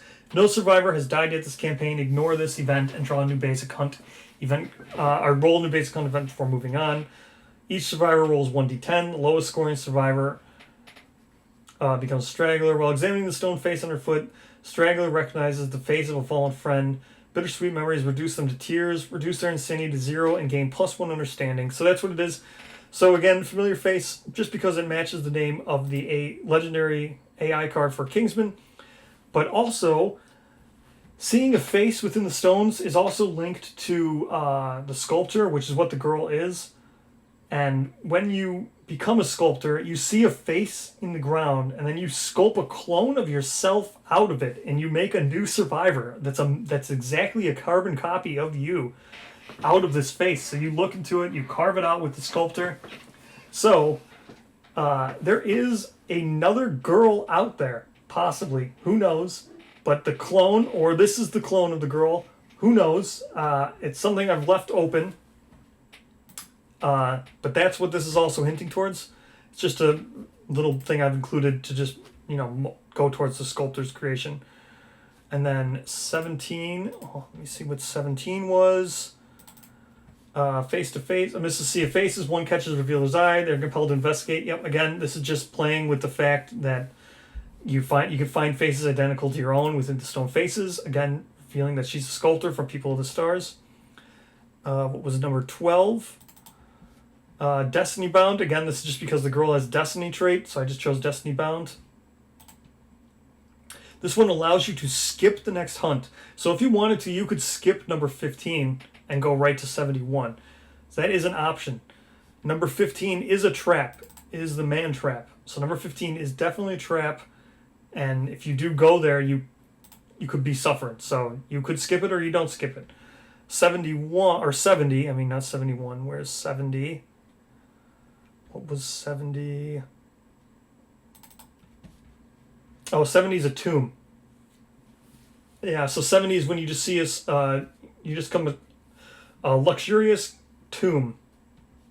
This is just hinting at her settlement you're about to go to. So now, as you make it here, you reach overwhelming darkness. Now you do secret stash.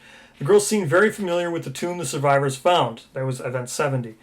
She was completely uninterested in what was inside, meaning that her settlement was close. She already had been there before, probably, as she went on hunts. The hunting party had never seen something so elegant and wished to spend more time with the murals. Anxious, the girl rushed them along and herded them forward toward their destination. A short distance away, the party reaches yet another tomb. This one in a much worse state and depicted the monster the survivors never seen before. So assuming you are playing core, you never would have seen, the dragon, People of the Stars, all that stuff. Because this is the tomb that you build at the end of People of the Stars. So her settlement, after she was they already built their tomb. It's in much worse case because they must have won. So their settlement wasn't completely, their settlement would be eventually completely destroyed, but if they win, the tomb isn't destroyed, it's just completely scalded and burned and charred. The girl is very interested in this tomb, to the point that she breaks down in tears before it, because she must have known what had happened. Members of the party console her, some survey the area, while others enter the tomb. Inside, they find murals depicting survivors that share the similar scars with the girl. Much of the interior of the tomb is also charred and badly burned. It's what happens when you reach the end of People of the Stars. Whatever was inside must have radiated with intense heat. Again, that's the dragon. Unknowingly, the girl... Well, it's also what happens when their bodies emit immense heat, right as the story closes. Knowingly, the girl escaped this tragic fate to befell her peers. So, yeah, she doesn't know what would have happened to her other settlement people. It has become overwhelmingly clear that this is the girl's old home. Now it is just a monument to the story of this monster. Able to compose herself, she brings the hunters to a secret hovel on the outskirts of the settlement. This must be what she brought them here for. Nominated survivor, enter the hovel with the girl and roll 1d10. In addition, if you have triggered the basic hunt event 15, then you would do the Steel Jaws event. So if you decided not to skip 15, you'd get rewarded for not skipping it. So then this is just showing that she's a hoarder. She brought them to her secret stash. The hovel is completely filled with pouches of old gear. The girl is a hoarder. The gear is broken and the pouches are filled with stone fragments. She's overly ecstatic and hugs one of the large stones. Again, she's got the Lovelorn rock. Either whether it be the mirror stone or whether it be this rock, whatever. She loves rocks. She has a Lovelorn rock. The girl keeps the rock. She's in love with the rock. You add settlement event, second chance with the note rock. If you roll better, the girl's a hoarder. She stashed resources here for a long time, and you can gain some resources. Steel Jaws. When the hunting party sprang the man trap, the girl wanted to keep it. Now that they have learned that she is a hoarder, they understand why. She gestured to the event revealer that she would trade them something in return. The hovel has a hidden compartment built into the walls. Reaching in, the girl removes a small iron item, and then you record the portcullis key. If you didn't skip under 15, she'll reward you with the portcullis key. This is ways, because the portcullis key can be really hard to get, especially, because of that, the portcullis key and then the portcullis, and then you get the Godslayer, or I forget what's the name of the, Perfect Crucible. In order to do that, you have to get portcullis key before you go to the portcullis, and it can be hard to roll them in that order, so this one just rewards you for doing it. In addition, if you did trigger the trap and you get dismembered leg, she'll heal you using the stored fragments, because, again, she has Limb Maker. Alright, so that's that. That's what happens if you save the girl. Let's go all the way back now, and let's look at reject. Meaning that right away, as soon as she comes, you don't want anything to do with her. You just toss her out. And then you search the area. You don't judge her right away. You just search the area. Either you then can't find her, and then it adds an unexpected return. So you can't find her. She might just come back. Who knows? You never know what happens. And then survivors find a trail of blood leading into the darkness. So this one, you go down to Trail of Blood. So this is if you just decided you didn't want anything to do with her. You didn't want her to come into the settlement. She's cursed, whatever. Just get out of here. So, again, much like the other option where she's trying to communicate to you without words, you're going to be presented with 3 choices. Same exact thing again here, kind of, with 2 events. So, you just choose one. First, the hunting party is tasked with following the trail of blood and bringing the girl back to the settlement, right? Maybe this is you rolled poorly. You did want to try to help her out, or you thought maybe that if you rejected her, the butcher would just leave. And now you want to just try to help her out. You had a change of heart. So here, the bandages, again, gain 1 bandages. And last time they used the bandages, they gave them to her. She cleaned herself up. This time, you gain 1 bandage gear. Nominated survivor must depart. They gain honorable and the unwavering determination. Unwavering determination, you add +1 to all rolls made during a basic hunt event. That means it's not... When you roll a hunt event, you don't add +1. This is while you're rolling on any of the tables, you add +1. This is done for a very specific purpose. I needed to make it so you couldn't fail on one event where you couldn't roll a 1. Because it would result in a party wipe and everybody would die and the narrative would end. I didn't want that to happen. So I added this one thing. Next one, again, unexpected return. This is if you just don't want to do with any of this and you're just like, whatever, I don't want the girl, whatever, I don't even care where she went. This is the hunting party will follow a trail of... this is a third option, a devious option. This is the hunting party will follow the trail of blood, find the girl, and kill her off. You're just going to kill her off in the darkness. So the nominated survivor gains the craze, fighting art, and the secretive disorder.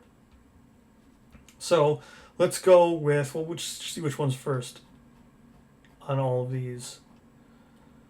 So search party. We'll go. So this is search party is the one where you want to bring her back. So same exact thing as we just went over with the other hunts. This one's going to be 91, 94. So 91 is just the beginning. This is just where your first hunt event was. So just a typical thing.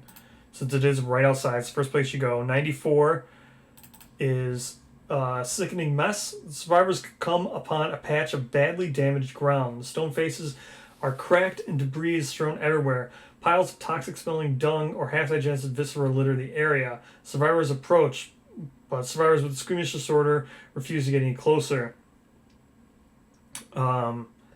This is just, it's just sickening mess.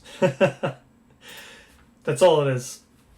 It's just a thing that happens. I just included this one just because I don't think I had any reason why to include that one. I think it'd just be something that resembles the state that you'll find her in at the end of the path. So what was next? 71.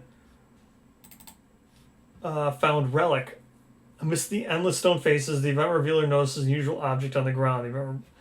So this relic here, if you roll a 10 plus, you find a mask with living lips. If you return to the settlement with the mask, it quickly learns your language and shares its secrets before crumbling to dust. At the start of the next settlement phase, draw 3 innovations from the innovation deck, add 1 to your settlement at no cost. And if you have this final lantern, it will vibrate wildly. The mask disintegrates and all survivors suffer 1 event damage. So the reason why I included this is to show that if she does come back to the settlement, once people who don't speak your language come into the settlement, you rapidly learn the language. Also, hints that it shows that if you would have had the final lantern, this thing just disintegrates. So it shows its relationship to the actual lantern orb and the watcher and itself and everything. So this was just a hint that if you do bring her back, she'll rapidly learn your language. But she's got to be near that lantern horde. Same thing with this lips. It's got to be, once you bring it back, it will rapidly learn it. Whereas 18 was next. Dead weed. Okay, so this is just a weed that heals. I included that for a specific reason. I'll get to that in a second. And then 99. 99 is the actual portcullis itself, so you can't. This event will never give you both the key and the portcullis. So if you save her, you can get the portcullis. If you don't save her, you can go to or if you save her, you get the key. If you don't save her, you can go to the portcullis. You can never get both, but just because of how rare and how difficult it is and how annoying it'd be to get the portcullis key but then never roll the portcullis, or just never roll the portcullis key at all, it's just a way of getting these things in the core game. I'm not going to give you the perfect crucible, but I will allow you, if you already have it, you can come this way to get to the portcullis key. Or if you don't have it and you want the key, you can at least gain it. The other reason for that is now, after you get to the portcullis key, the trail was hazard-free, just as the hunters expected, right? You'd figure if she's deadly injured and about to die, you're gonna find her at the end of a trail. It's gonna be because some monster didn't kill her, and the trail was pretty easy to travel. So that's another reason why I picked out these easy ones with just the healing weeds and stuff like that. And the mess where you could just avoid things. If you don't want to do it, they were just ones where it was an option to just avoid it, easy, stress-free. So the trail was hazard-free, just as the hunters expected. Trail proved to hold many secrets as far as we'll learn lessons from, which is, again, the lips is what I was doing, the living lips or whatever. The dead weed, the strange relic, and the massive portcullis of all things the settlement gained great knowledge from. The hunters prepare to enter their overwhelming darkness just beyond the portcullis. As they do, they are surprised to see the collapsed girl just beyond the massive door. She must have been using it as some sort of cover, or perhaps she was drawn to it just as the party was. Right? She's drawn to it. She had the key before. She hoarded it. Since she is a hoarder, she hoarded it and hid it in her hovel and never gave it to the tyrant, right? So the tyrant never knew that she even had the key. She hoarded it. But she wanted to always make it to the portcullis, but she doesn't have her key with her, so she was drawn to the portcullis. And then you nominate a survivor to stabilize the girl. So, again, here's just some stuff you can stabilize her with. Again, if you had the bandages, if you kept them, if you didn't use them, you can push the higher results. If the survivors did find the dead weed in the hunt, then you can continue on to it adds to it if you did find the dead weed. And one of the results here shows up the weak spot of the butcher. So the butcher's cleaver split the girl's back wide open. Nothing can be done. The nominated survivor gains the weak spot chest disorder at an unexpected return. All right. So then you return with her. So a second chance. If you do heal her, you add second chance. That's where she lived in the settlement. Next, we have Seek and Destroy. This is the one if you went out to go and kill her. before she even did anything. Same exact setup. Everything here is the same. Again, another hunt. Let's go see what was on this hunt. 76 was first. And what is 76? Survivors have a vivid, fevered visions of what lies ahead. All at once, they are startled awake and frantically compare the horrors they saw. Each survivor rolls 1d10 if anyone is a savior. So these are just dreams that will tie into what's ahead. What was the next one? 8. Oh yeah, the wailing smoke. Constant moan follows survivor. Eventually, they enter the area of a thick fog and the wailing reaches severe pitch. Every non-deaf survivor rolls 1d10. If survivors are deaf, they continue along, heedless, and it's meant that any survivor has noisy gear, blah, blah, blah, blah. The fog around you, where is it? The fog grows soupy and begins to wail. You plug your ears with your fingers, but it's hopeless. You suffer brain event damage. This is also like a little hint towards like some of the alchemy I think that they used to create it just shows that the smoke is like an alchemical creation, or it's a living thing that affects like the mines. And I think in the Silver City, I think it was, or the Golden City, I forget which one it was now, but this wailing smoke drove someone mad. It drove them crazy, this wailing smoke, so much so that they were deemed a failure. It was the first Lion Night. This wailing smoke drove them crazy. So that's just why I wanted to include this. 52. Where's 52? Mad flies. Tiny, persistent insects swarm the survivors, flying in their ears and nostrils. The bugs. Again, these things just make you. This could give you Rageaholic and Berserker fighting art. It triggers triggers a frenzy brain trauma. This shows all kinds of stuff. Someone going crazy. This is a very crazy path. 16 is Night Terrors, Miserable Sleep. So the Night Terrors with this one is the reason why the Butchers and Forsakers tie their weapons to themselves is because they have violent night terrors. And they need to chain their weapons because they have fits of rage that they just wake up and violently lash out at things and destroy everything around them because of these night terrors. So that's why I wanted to include this hunt event on this path. And then finally 43. Fresh kill. A carpet of skittering bugs points the survivors to a freshly killed monster. So right before you reach Overwhelming Darkness, you come across a freshly killed monster. So now let's read the Overwhelming Darkness event for what happens if you want to try to kill the girl. The trail has been difficult on the minds of the hunters. Horrible dreams and strange wailing smoke tested their sanity. Mad flies fueled their rage and drove them berserk. Some experienced night terrors so bad they would thrash around in their sleep. Finding the dead monster with the shaft of a lantern halberd in it implied the girl was alive. Removing the shaft revealed that the axe blade and spike top were missing. So this is just the pole of the lantern halberd. The hunters entered the overwhelming darkness where the blood trail ends. Shortly after, they see the girl resting against the giant stone face. Her condition has improved, in a matter of speaking, as she seems to be wearing some new armor. Meaning, the fight with the monster, she's got new placards since they last saw her with the butcher, all this stuff. The missing axe top can be seen tied to her arm with some cloth. The condition the girl is in seems to have improved, but her state of mind has deteriorated. The path she took to get here nearly drove the hunters berserk.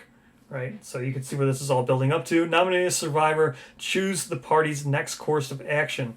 Calmly approach, leave her alone, or stick to the plan. So you can calmly approach her. If you calmly approach and you roll well, it gives you a second chance to invite her back to the settlement. Her condition's clearly worsening. The group approaches her with their hands up. She studies their mannerisms. Placing their weapons on the ground, they slowly sit with the girl. Eventually, they find a way to communicate. So then you can have a second chance.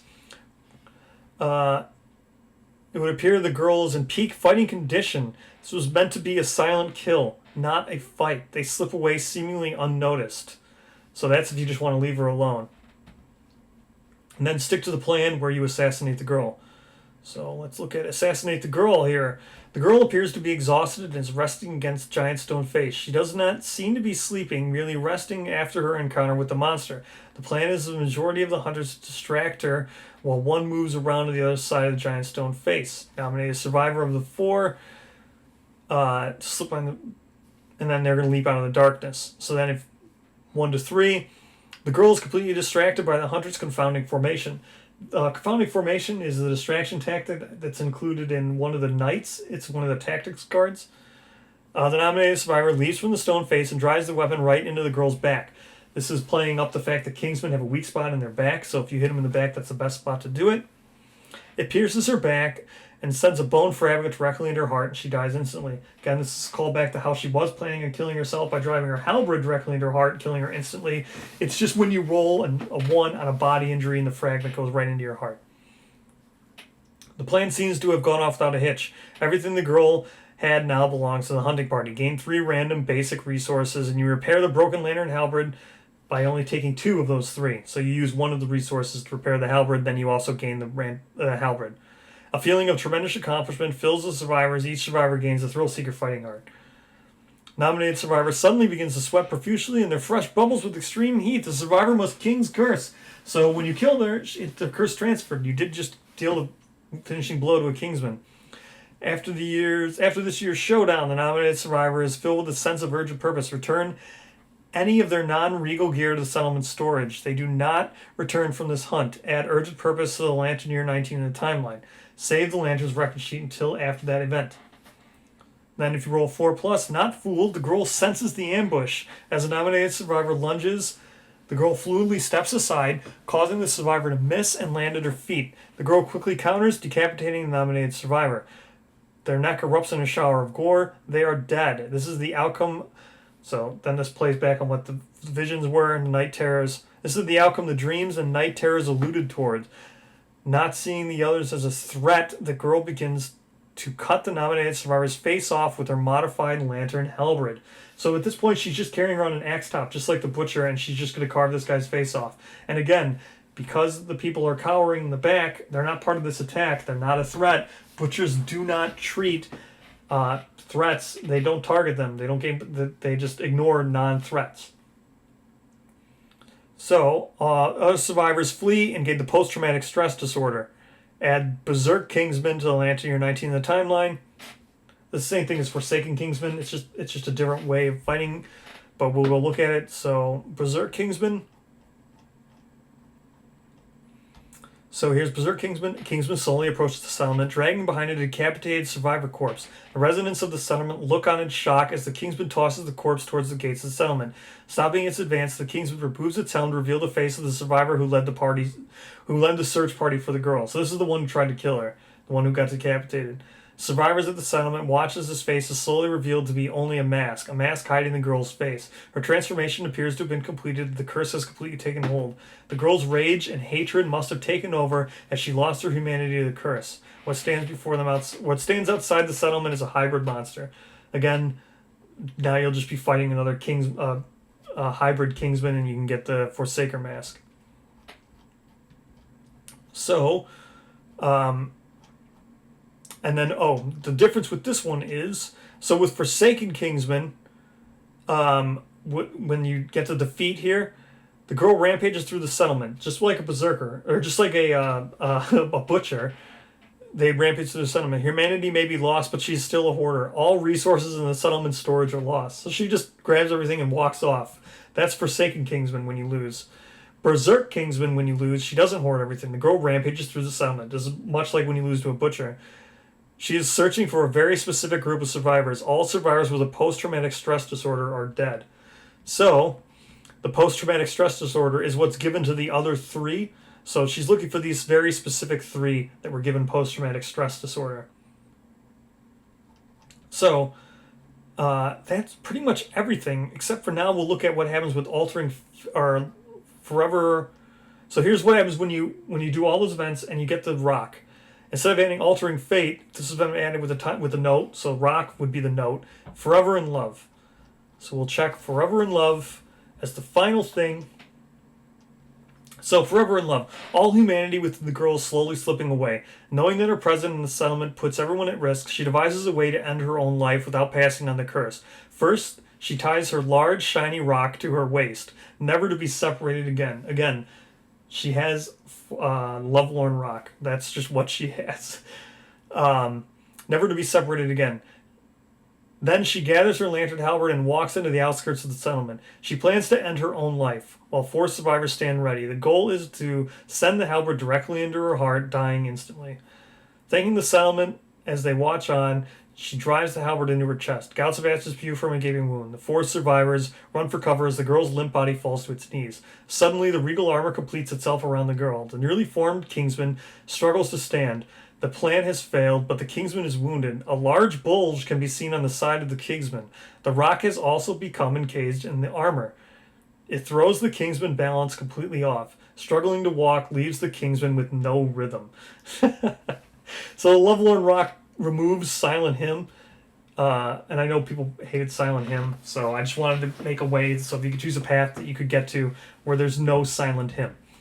So the Butchers also fight without Silent Hymn, and then finally, here's the spoilers where it's just a quick reference to everything that's added. You get the recipe, the innovations, all that stuff, all the abilities are written down there. So yeah, that is the entirety of the homebrew that took me so long to write. Originally, it was only just save and reject and stuff like that, but it became more. And I kept adding to it because it just felt like the more and more I didn't want to take away options from people, and I wanted people to still be able to tell a story that involved their survivors. So that's why I kept every option needed an extra path. So if you were attached to that survivor and you're like, my survivor would not want to just kill a girl and then just be exiled, you'd clearly want to stay. Or my survivor would just go on a path and, not decide it. Or my survivor wouldn't want to just hunt the girl down and then not invite her back after they see she's still suffering. So, I had to add all those different paths, and then it compounded into like I said, there's 11 different endings. Sure, they're not unique. As you see, Forsaken Kingsman is where she just goes to the Lion God place, goes into the catacombs, you forsake her there, she turns into a butcher, but it's differently. Because, her rage for who you're leaving her behind, and then she thrashes about, she's trapped in this place, she finally eventually gets out. Whereas the other one, you rejected her, she had already dumped the Canopic jar, the contents already on top of her, she'd already been covered in that blood, she'd already been hinting that she could have the capability of transferring into a Kingsman, but then, walking that path with all the mad fly, everything drove her insane, and then you trying to kill her was the last straw. Her rage tripped, then she turned into a butcher. So even though they're the same outcome, the same ending, they're unique endings. But that's why I said there's only 6 unique endings that are completely different. But I think there's actually 9 actual events. They're just slightly reworded. It's the same one where she tries to kill herself, but she doesn't have a rock. But with the rock, it's still the same thing. It just doesn't have Silent Hymn. It's still just super weak, but only one doesn't have Silent Hymn. So, that's it. This is the design, the dev design. I just wanted to share all my thoughts. Hopefully people enjoy this. I just hope that people have some fun with it. Have something to do, or just if you enjoyed it, even if you just wanted to hear the dev, and I know people just wanted to hear all the lore, so I just talked about a ton of lore, and I made sure to fill this thing with just lore, lore related at least to the girl with people of the stars, to the butcher, to the Kingsman, as much lore as I could, because everybody wants me to talk about lore, and like I said, lore is so fluid, where if it's basically just guessing how things work. So at least with a narrative, when I had a chance to actually write a narrative, I can say this is how it worked for her.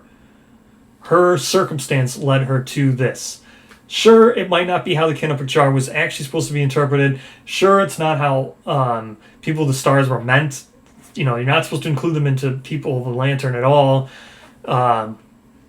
Sure, it might not be how the king's curse is actually supposed to be. But again, you have to make some kind of changes to have a compelling narrative, which is what I wanted. And I wanted to make sure everything's fun for people. So this will be available for download. I'll put the link in the description where you can download it, and just feel free to share if you played it, if you read through it, if you liked the dev design. This is just going to be a dev diary of how I decided to design this and my reasoning for everything. So, like I said, now it's on to season 2. Finish up episode 50, get that out, and on to season 2, and then I'll work maybe on some other.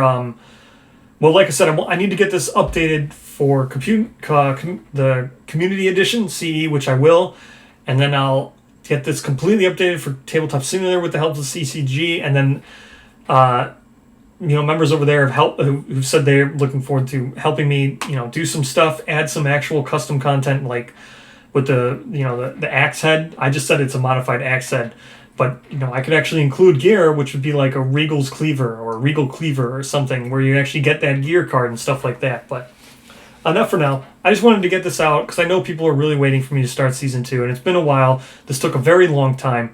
So thank you so much for watching. I hope everyone enjoys it. Just hopefully you find a unique way. And I know I'm not the best writer, and I know there's going to be spelling and grammar mistakes, might be some unbalancing, but I'm going to be constantly updating it. This is like version, I don't even know. The way I did it was I originally did all the pages, and then all the pages, so I'd submit a page, the pages would go through revision, then the next page, then when the path got finished, then the path would go through revisions, and then I'd start the next path, then the PDF has gone through revisions. So I'll keep revising it. So again, thank you so much for watching. I look forward to go to season 2, and I look forward to hearing anybody who actually decides to try it, what happened with their settlement and what their paths they took. So thank you so much. Season 2's coming.